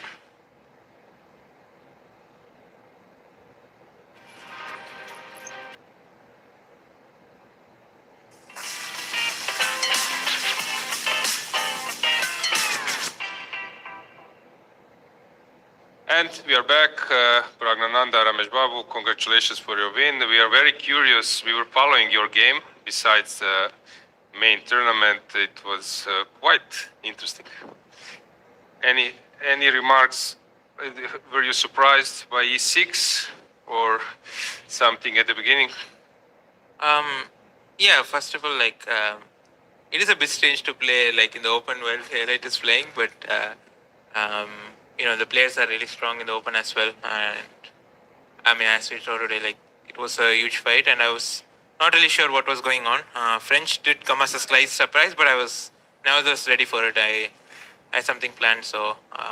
I was commentating together with Antonetta that you might not have this big experience with those players in open tournaments because you immediately went to very top. I know them very, very well. Ivic, Gavrilescu, maybe what to choose, which kind of opening. They're quite good in theory, and yeah, it's not so simple to outplay them. Yeah, I mean, I was checking which was the last open I was playing, and I played like 2 years back or something. So since then I've also been playing non-stop. So it's been some time since I played an open event, and of course, like everything changes. How you approach the game, the mindset, and everything. So, I'm enjoying the experience, and we'll see how it goes. Yeah, everyone is happy that you are around, but for you it's another story. Would you like to play somewhere else? But here we are very happy to have you in this tournament. Okay, so E4, E6, D5. Any hesitation? Knight C3 is the main move. Yeah, But it's knight just E2. the main line. Okay, knight C3, knight F6. Yeah, I saw that he had played this last year, but I didn't think this was coming because he had his other main options like knight off or other Sicilians. So this did come as a slight surprise, but as I said, I had something planned, so I just went ahead with it. Okay, so knight F6. Actually, this is quite a viable line, and maybe bishop B4 is more risky for black. Knight F6 is much more solid, from my opinion. I don't know. Yeah. Do you share this? Winawer is quite tricky to play against you. Yeah, nowadays people are just playing this and trying to be solid in French, which is, which is surprising, but yeah. There was a funny remark. There was a game between Luc Mendonca and Vidit. Vidit was white, and then he misplayed it. And then the comment was, French defense is opening when you play superbly precise. Your opponent makes a mistake, and then you play superbly precise, and then it's a draw. Yeah. So it's still a little bit. So DC5? Yeah, so the main moves, of course, knight f3, but I think the main line nowadays is knight c6, bishop e3, and queen b6. CD 94 and queen b6. And it's quite sort of easy to prepare. It's not so hard with the black pieces to go for it. There are like so many games, and it's just like concrete line, which if you know very well, it's probably a draw at the end of the day. So, you were avoiding that. Yeah, I wanted to get a game, and DC5 felt like one of the ways to play, and knight c6. Yeah, this A3 is some sort of a new thing. Okay. You were familiar with the details. Who played it? Maybe some other top players? It's not really common. It's like one game or something. So it's already new territory. So I was happy to get this. And then I was also happy to see knight c5, which is quite an inaccuracy because after this, white gets an easy play. But I think I messed up later as well. Like knight f3, bishop. What he should have? Yeah, bishop a5 c5 or take bishop c5. Okay. The main thing. So he took with the knight. Bishop e3 is. Yeah, maybe I should just play bishop e2 and short castle. I think that's like so much We can so much give you a easier. story that you can. Okay. So Yeah, bishop e2 a6. Sorry, nah, bishop e3 a6. Yeah, maybe just bishop e2, short castle, and then queen e1, queen f2. I thought was a good plan. Seems like a pleasant position for white, right? Yeah, it is. But like after playing, after preparing all this, I was like, I wanted to go long castle, so I just played queen d2 immediately. Then realized it's not such a great move because of course, queen d2 is not like a mistake or something, but still, like if I don't want to go long castle, then not clear what I'm doing with queen d2. okay, so you went. Yeah, I wanted to justify playing queen d2 because my plan with queen d2 was I wanted to go queen f2 for short castle. The previous move, yeah. A previous move, okay? Queen f2. Yeah, but there was queen a5 and I wasn't sure what was happening. Like I have to go long castle here and knight d7, and then he's getting b5, b4, and it's again concrete. Double edge, yeah. Yeah, so long castle, So you played the long castle, b5. queen f2 now. Yeah. I was not sure if it's such a great thing what I'm doing, but at least it keeps a fight, and I was just happy to get a fight in this game. Knight d4. Takes. Yeah, because I wanted to get bishop d3, but then there is b4, a b4, knight b4, eating the bishop. So bishop d3. b4, a b4, knight b4, it's the bishop. Yeah, so I wanted to get rid of this knight to get bishop d3. Okay. I thought this is it's a clever way. Were you surprised by f6 in this position? Yeah, I didn't really see it. Usually, yeah. Yeah, I was expecting some sort of rook b8, b4, and it's complicated. Yeah, I was looking at this line like rook b8, bishop d3, b4, takes f5, and I thought this could a5. No, just b4. Yeah. Just takes, yeah. Yeah, rook b4, f5. I thought it was good, but I did miss f6. Oh. Yeah, this is nice. Everything is hanging in this position, Yeah. right? This Yeah. takes, right.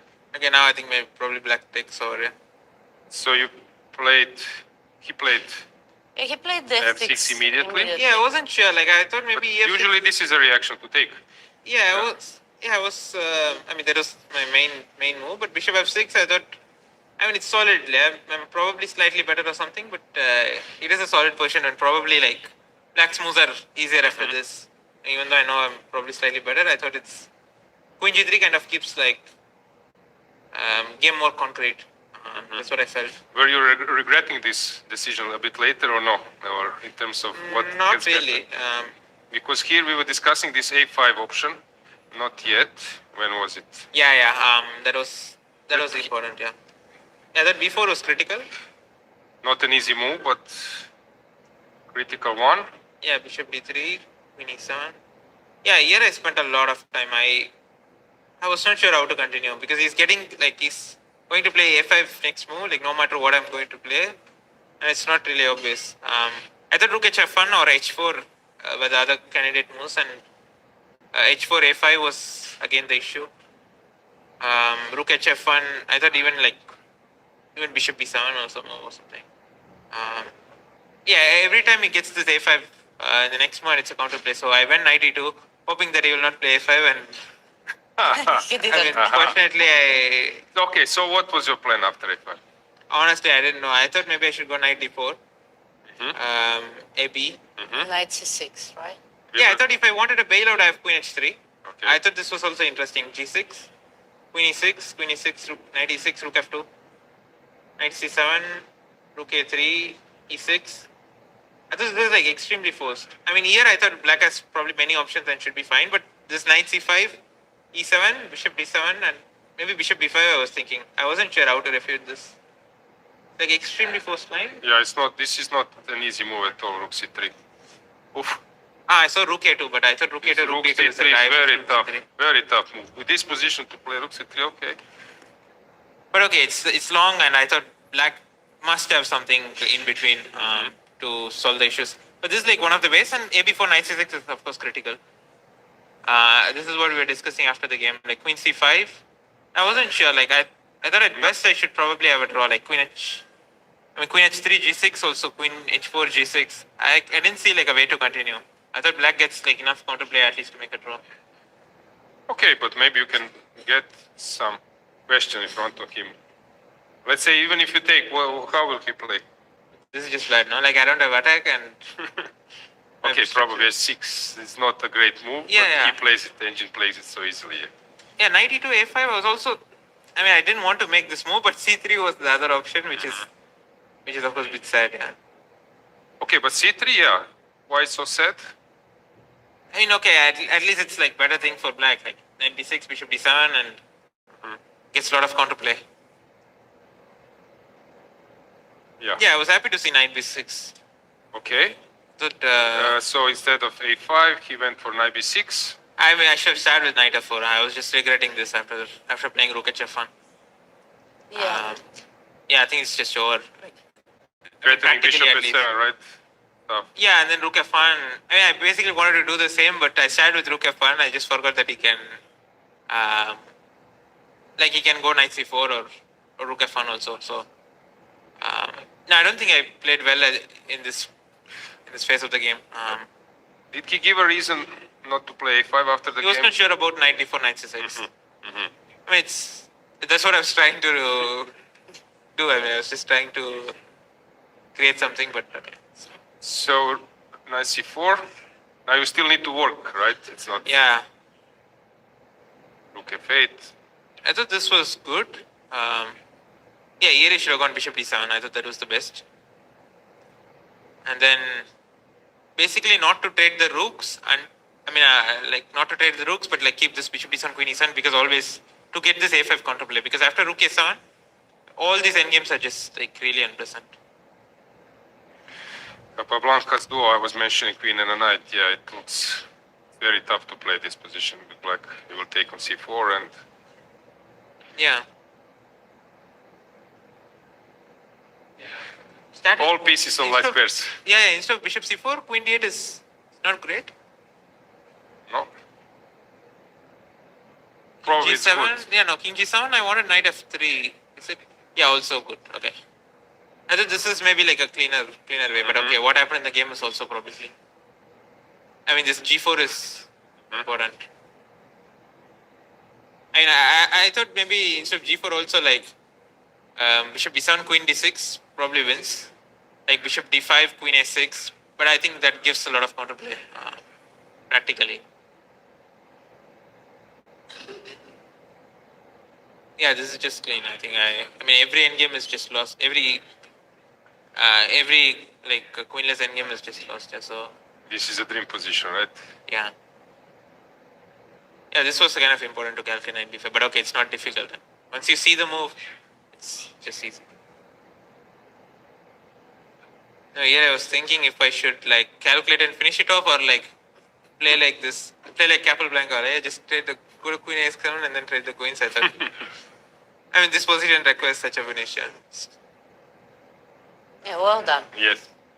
No, but yeah, one critical point he missed, and then against a player against your caliber, it's over. Instead of knight b6, a5 was necessary. When he didn't play it, it's game over. Yeah, probably I also didn't. I mean, didn't really show my best, but I think. I mean, at a critical moment, I think I was playing well. So. Since you are here, just small comment about yesterday game. People were asking what has happened there versus. Hang on, I'll need to find the. Probably you need to change it. Yeah, no, I have it. Versus Ivic, it was quite. Yeah, it was. I mean, it was a good prep, but ended in a sad. So I can tell you, like a few moves back. Okay. Yeah, so I knew all this. It's funny because I faced this against Anish a few months back in Esports World Cup, and he played this knight g5, which I didn't know, like b3, and then giving up this pawn, and I reacted with rook e3. Okay. Which is slightly worse, but if you don't know, you kind of make this draw because queen h5, h6, knight f7, rook h3. Rook h3, okay. Yeah, I saw this, and then here even queen d5, which is a draw because c6, knight h6, knight f7 is a draw. But gh3 and white is better. So after the game, I checked that rook e7 is fine, but okay, it's risky for black. And and Ibic was Anish's second at some point. So it's possible that they might have prepared it together. Yeah. And G6, 94. I knew all this. I looked at it before the game. So knight f6, king h8, knight g4. And here I remember rook e8, f4. I mean, my file said Okay. rook e8, f4, f6, f5, and g5 something, and I mean zeros as usual. This is what I remember during the game, but of course the line is instead of rook e8, I should go rook e4 first. Rook e4. No, not here, instead of rook e8. What is the difference? So now the thing is, if he goes rook c1, I can just develop normally like queen e7. My rook is much better on e4. Yeah. So he has to go provoking f3. F3. F3, and then I go rook e8 back, and this is what my file says. I just forgot, and I went rook e8 back, and still Showing that everything is under control. Or? yeah, rook Okay. c1 happened. Okay. It's still not worse because I have to go rook e4 or rook e6 back, which is, I mean, I know it's not. I just played rook e8, which is in my file, and the other moves were queen d6 or f6. Obviously, those are just, I mean, really dangerous. Mm-hmm. I was trying to justify my memory with f6, which is probably not a good thing. Once you realize this is just bad, but yeah. So Bishop bishop f4, a f4, good move, yeah, right? good move. Rook e6, Yep. rook fe1, Yeah. queen e7. Yes. And when playing rook e6, like I played rook e6, I thought I'm probably okay. But after playing rook e6, I realized I have like rook and e6 is just wins here. Rook e6, queen Queen e6, e6, queen e3. queen e3. This is like an easy move to miss. I also missed it at first, but then once I spotted it, it's like over queen e3, Yeah. fe3, king g7. I think like bishop c7, rook c8, knight f6. And discovered attack. This is easy to miss, but Uh-huh. I thought once you see queen e3, there is like no way for me to back out. Yeah, like it's like And why knight f6 is not working? Immediately knight f6. this is I what saw I thought. this But as rook well. f8. Rook f8, yeah. I mean, it's pieces. Okay. So that's why like queen e3 is a difficult move. But once he sees it, it's over. That's why I offered a draw, but he didn't see it. But He wanted to play rook e3, which is like completely fine for black. But is disconnected with the profile of the tournament that this wouldn't happen at some top tournament in some different situation. Yeah, nowadays there are no like draw offers allowed or like it's until 30 moves, so you can never do this.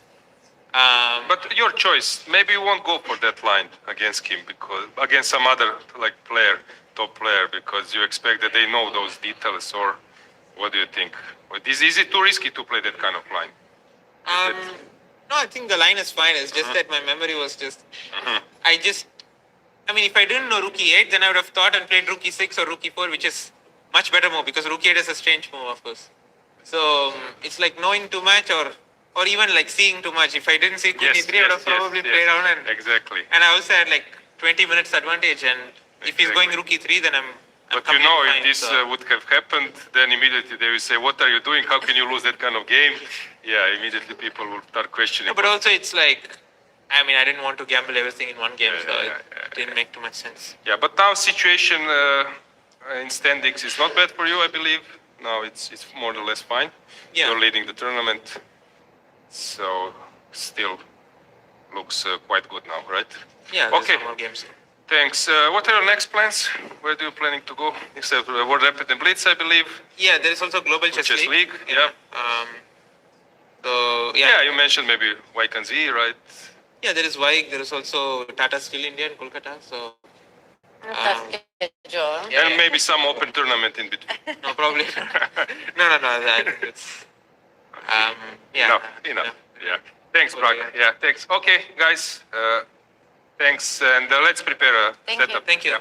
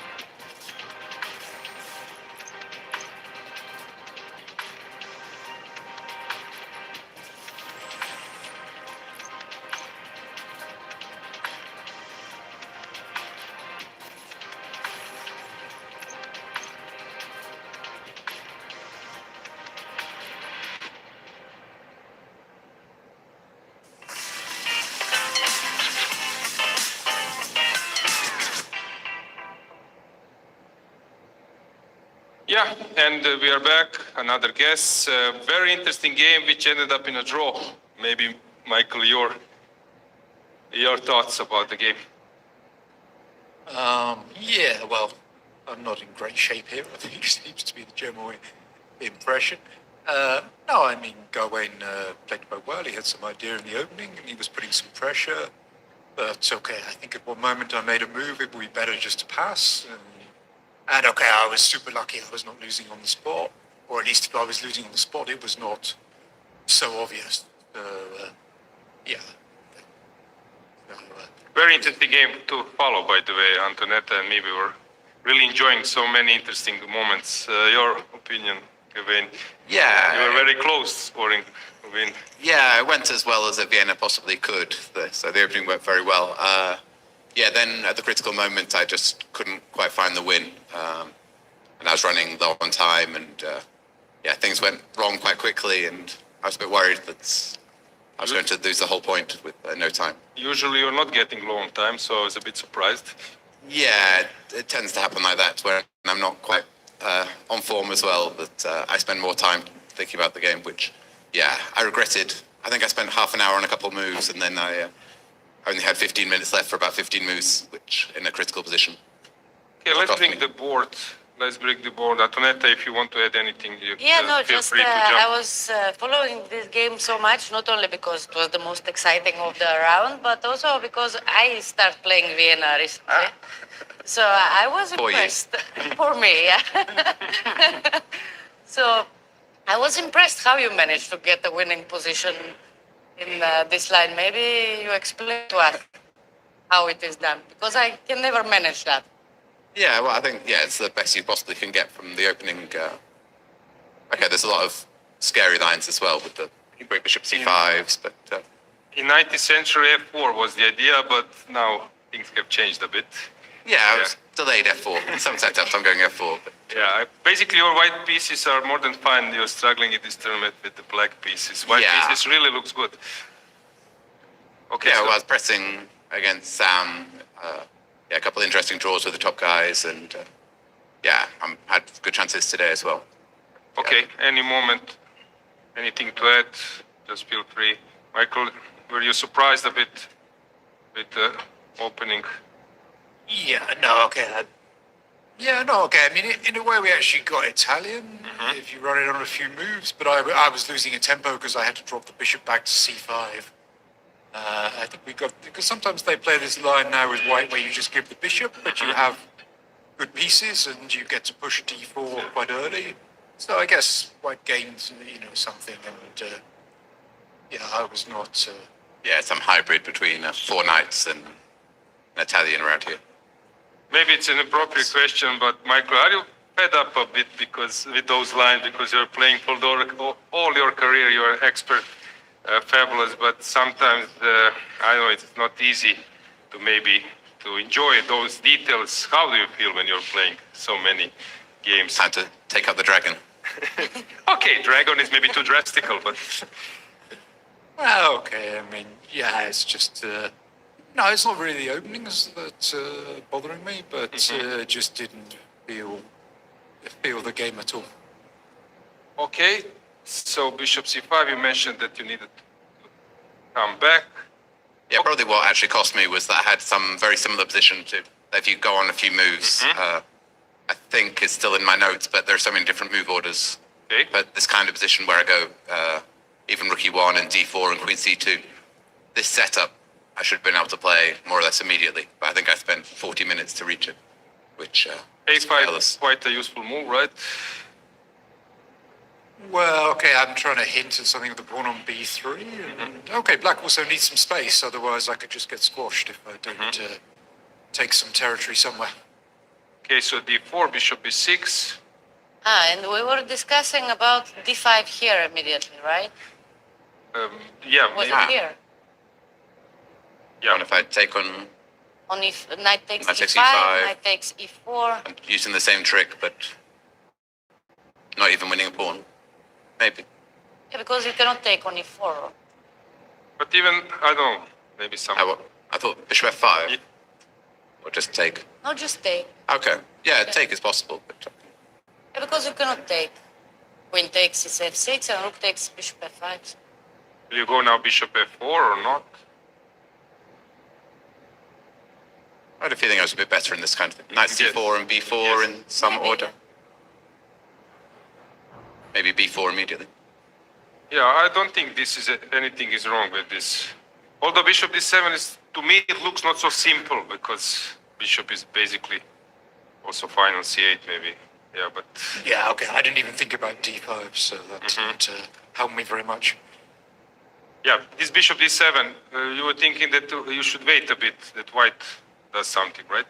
Or just to play some useful no, I mean, moves. I was thinking, bishop e3, then I can maybe take on d4 with this knight e4 idea. And okay, well, also I just spent way too much time earlier, so I was trying to make some quick moves and not run too low on time. Okay, takes. Yeah, and if you don't take on d4, it's just unpleasant, right? So you need this. And I don't think I can take with the c pawn because knight takes e4 now is knight takes the bishop f5. I think that works, yeah. So you must take with the bishop. Yeah. And this looked fine, right? Yeah, I thought I should be better here, but yeah, I spent a lot of time to try and figure out how. Yeah, it's double-edged as well. If my king can just sit on e6 and play c5, then I'll be worse. I think what I did was right. Yeah, I was reasonably happier, but this knight h5 was a very, really good move. Takes and Yes, I wanted and to stop that is c5 knight first. h5 looks a bit scary because suddenly a lot of ideas with rook lifts, with pawn pushes. Yeah, it's just lots of ideas. Even sometimes knight f6 check, or Yes, queen d2, yes, knight yeah, f6, or kind of c4 and maybe queen c3 to g3, or rook e3. Just lots of ideas, and it wasn't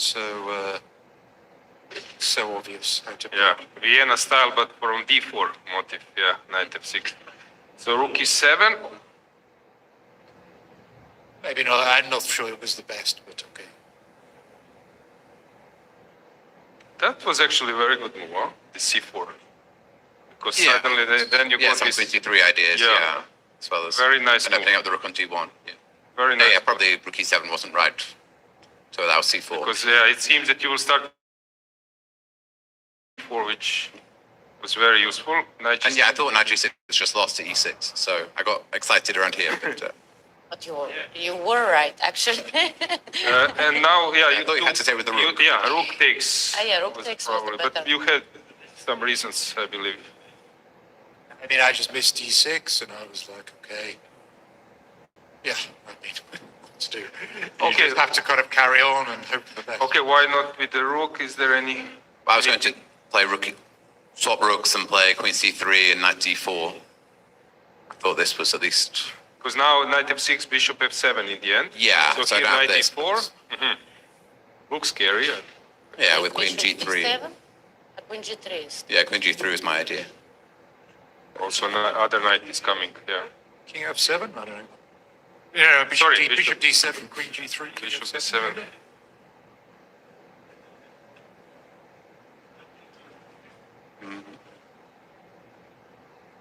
I thought I could go queen d6 and take on d5 if. Yeah, If I have okay, to. but that doesn't look like... Knight, but yeah, knight it's like- g7 now. not the end of the world, yeah. Knight g7 doesn't work. Queen d4. Okay. Yeah, maybe like this. I was wondering about f4s as well. But I decided I just had to play it. And, Well, maybe f4 rook g8. I mean, yeah, this looks much more... It's also f4, then you're in some pin with the knight, which is yeah, not so bad. Yeah. I should take time out and take on d5 or something. But yeah, it's okay. I didn't really consider king f7. Okay, so bishop takes, queen c3, f6, and now this looks like Yeah, we were a just final talking blow, but it afterwards, so- wasn't. It wasn't a final Well, blow. I wanted to go queen c2. Which was the winning one. Yeah, but rook f8, and I just realised when I was talking to Mickey afterwards that knight e5 or knight h4 Yeah, was winning. yeah, 95. Yeah, just make Yeah, this is the move I h7. missed. Yeah, that Yeah, I was about to play Queen C2, but okay. There was some distractions in the playing hall as well. And then you started to drift, knight h5 came, right? And Yeah, I missed Queen B4, and then suddenly it's not clear at all. What kind of distractions? Well, there was some disagreement in one of the games. Ah, okay. We don't know anything about it. So. Gawain was a bit unlucky. They started at that moment to have a very loud argument Ah. behind us, and it went on a long time, so it was a bit... Open tournament or? Yeah, in the open tournament. Actually, Queen C2 is only move. But this game is started to become very complicated. All three results were Yeah, no, possible. I realized at this point that I was no longer, well, I wasn't sure if I was winning before, but I felt like I must be. But now, yeah, that's, if Mickey gets a couple moves, then I'm just going to be worse. Yeah, and maybe this even happened, right? Yeah, knight h4 feels a ridiculous move, but you see, I'm down to 2 minutes for, I just need to play Yeah, something. I mean, probably knight f6 or something now was just queen e7, rook e6. Yeah. Yes. Yeah, this Was is, it reasonable? I mean, well, it's no really better. They were showing this, yeah, that this just ends in a draw. no, this was ridiculous. I thought I had like 20 seconds and didn't play knight f6, which, about 13 seconds, yeah. Yeah, but now to win this game with black pieces also is not so easy, right? Not for me, anyway. It feels that you are more than fine, but it's quite tricky as well, right? This rook Yeah. lift is coming. Well, rook d3 must be the critical moment. Maybe there's something there, because that looks a bit shaky for white, but... Yeah, I wasn't happy with rook d3, but again, I played with 9 seconds, so it's no. One move, yeah, it's... If I make one move, white is... Yeah, you organised Are the we game. finished King by gets this? King seven. f7 wasn't Yeah. right, but I couldn't think of anything. Unfortunately, it finished after I missed queen c2. Yeah. Yeah, king h7. It's not winning probably, but also understandable. You just want to make some move. Maybe I should go check queen e5. That's a better idea. Yeah, it's kind of relieved when I got queen g4 in. That at least my pieces felt slightly. Maybe I can take this pawn on b2 or something. Probably the point is black can maybe grab a pawn somewhere and the game goes on. But, So king h7, queen g4. You mentioned. Yeah, now it's. At least my pieces are defended now. So yeah,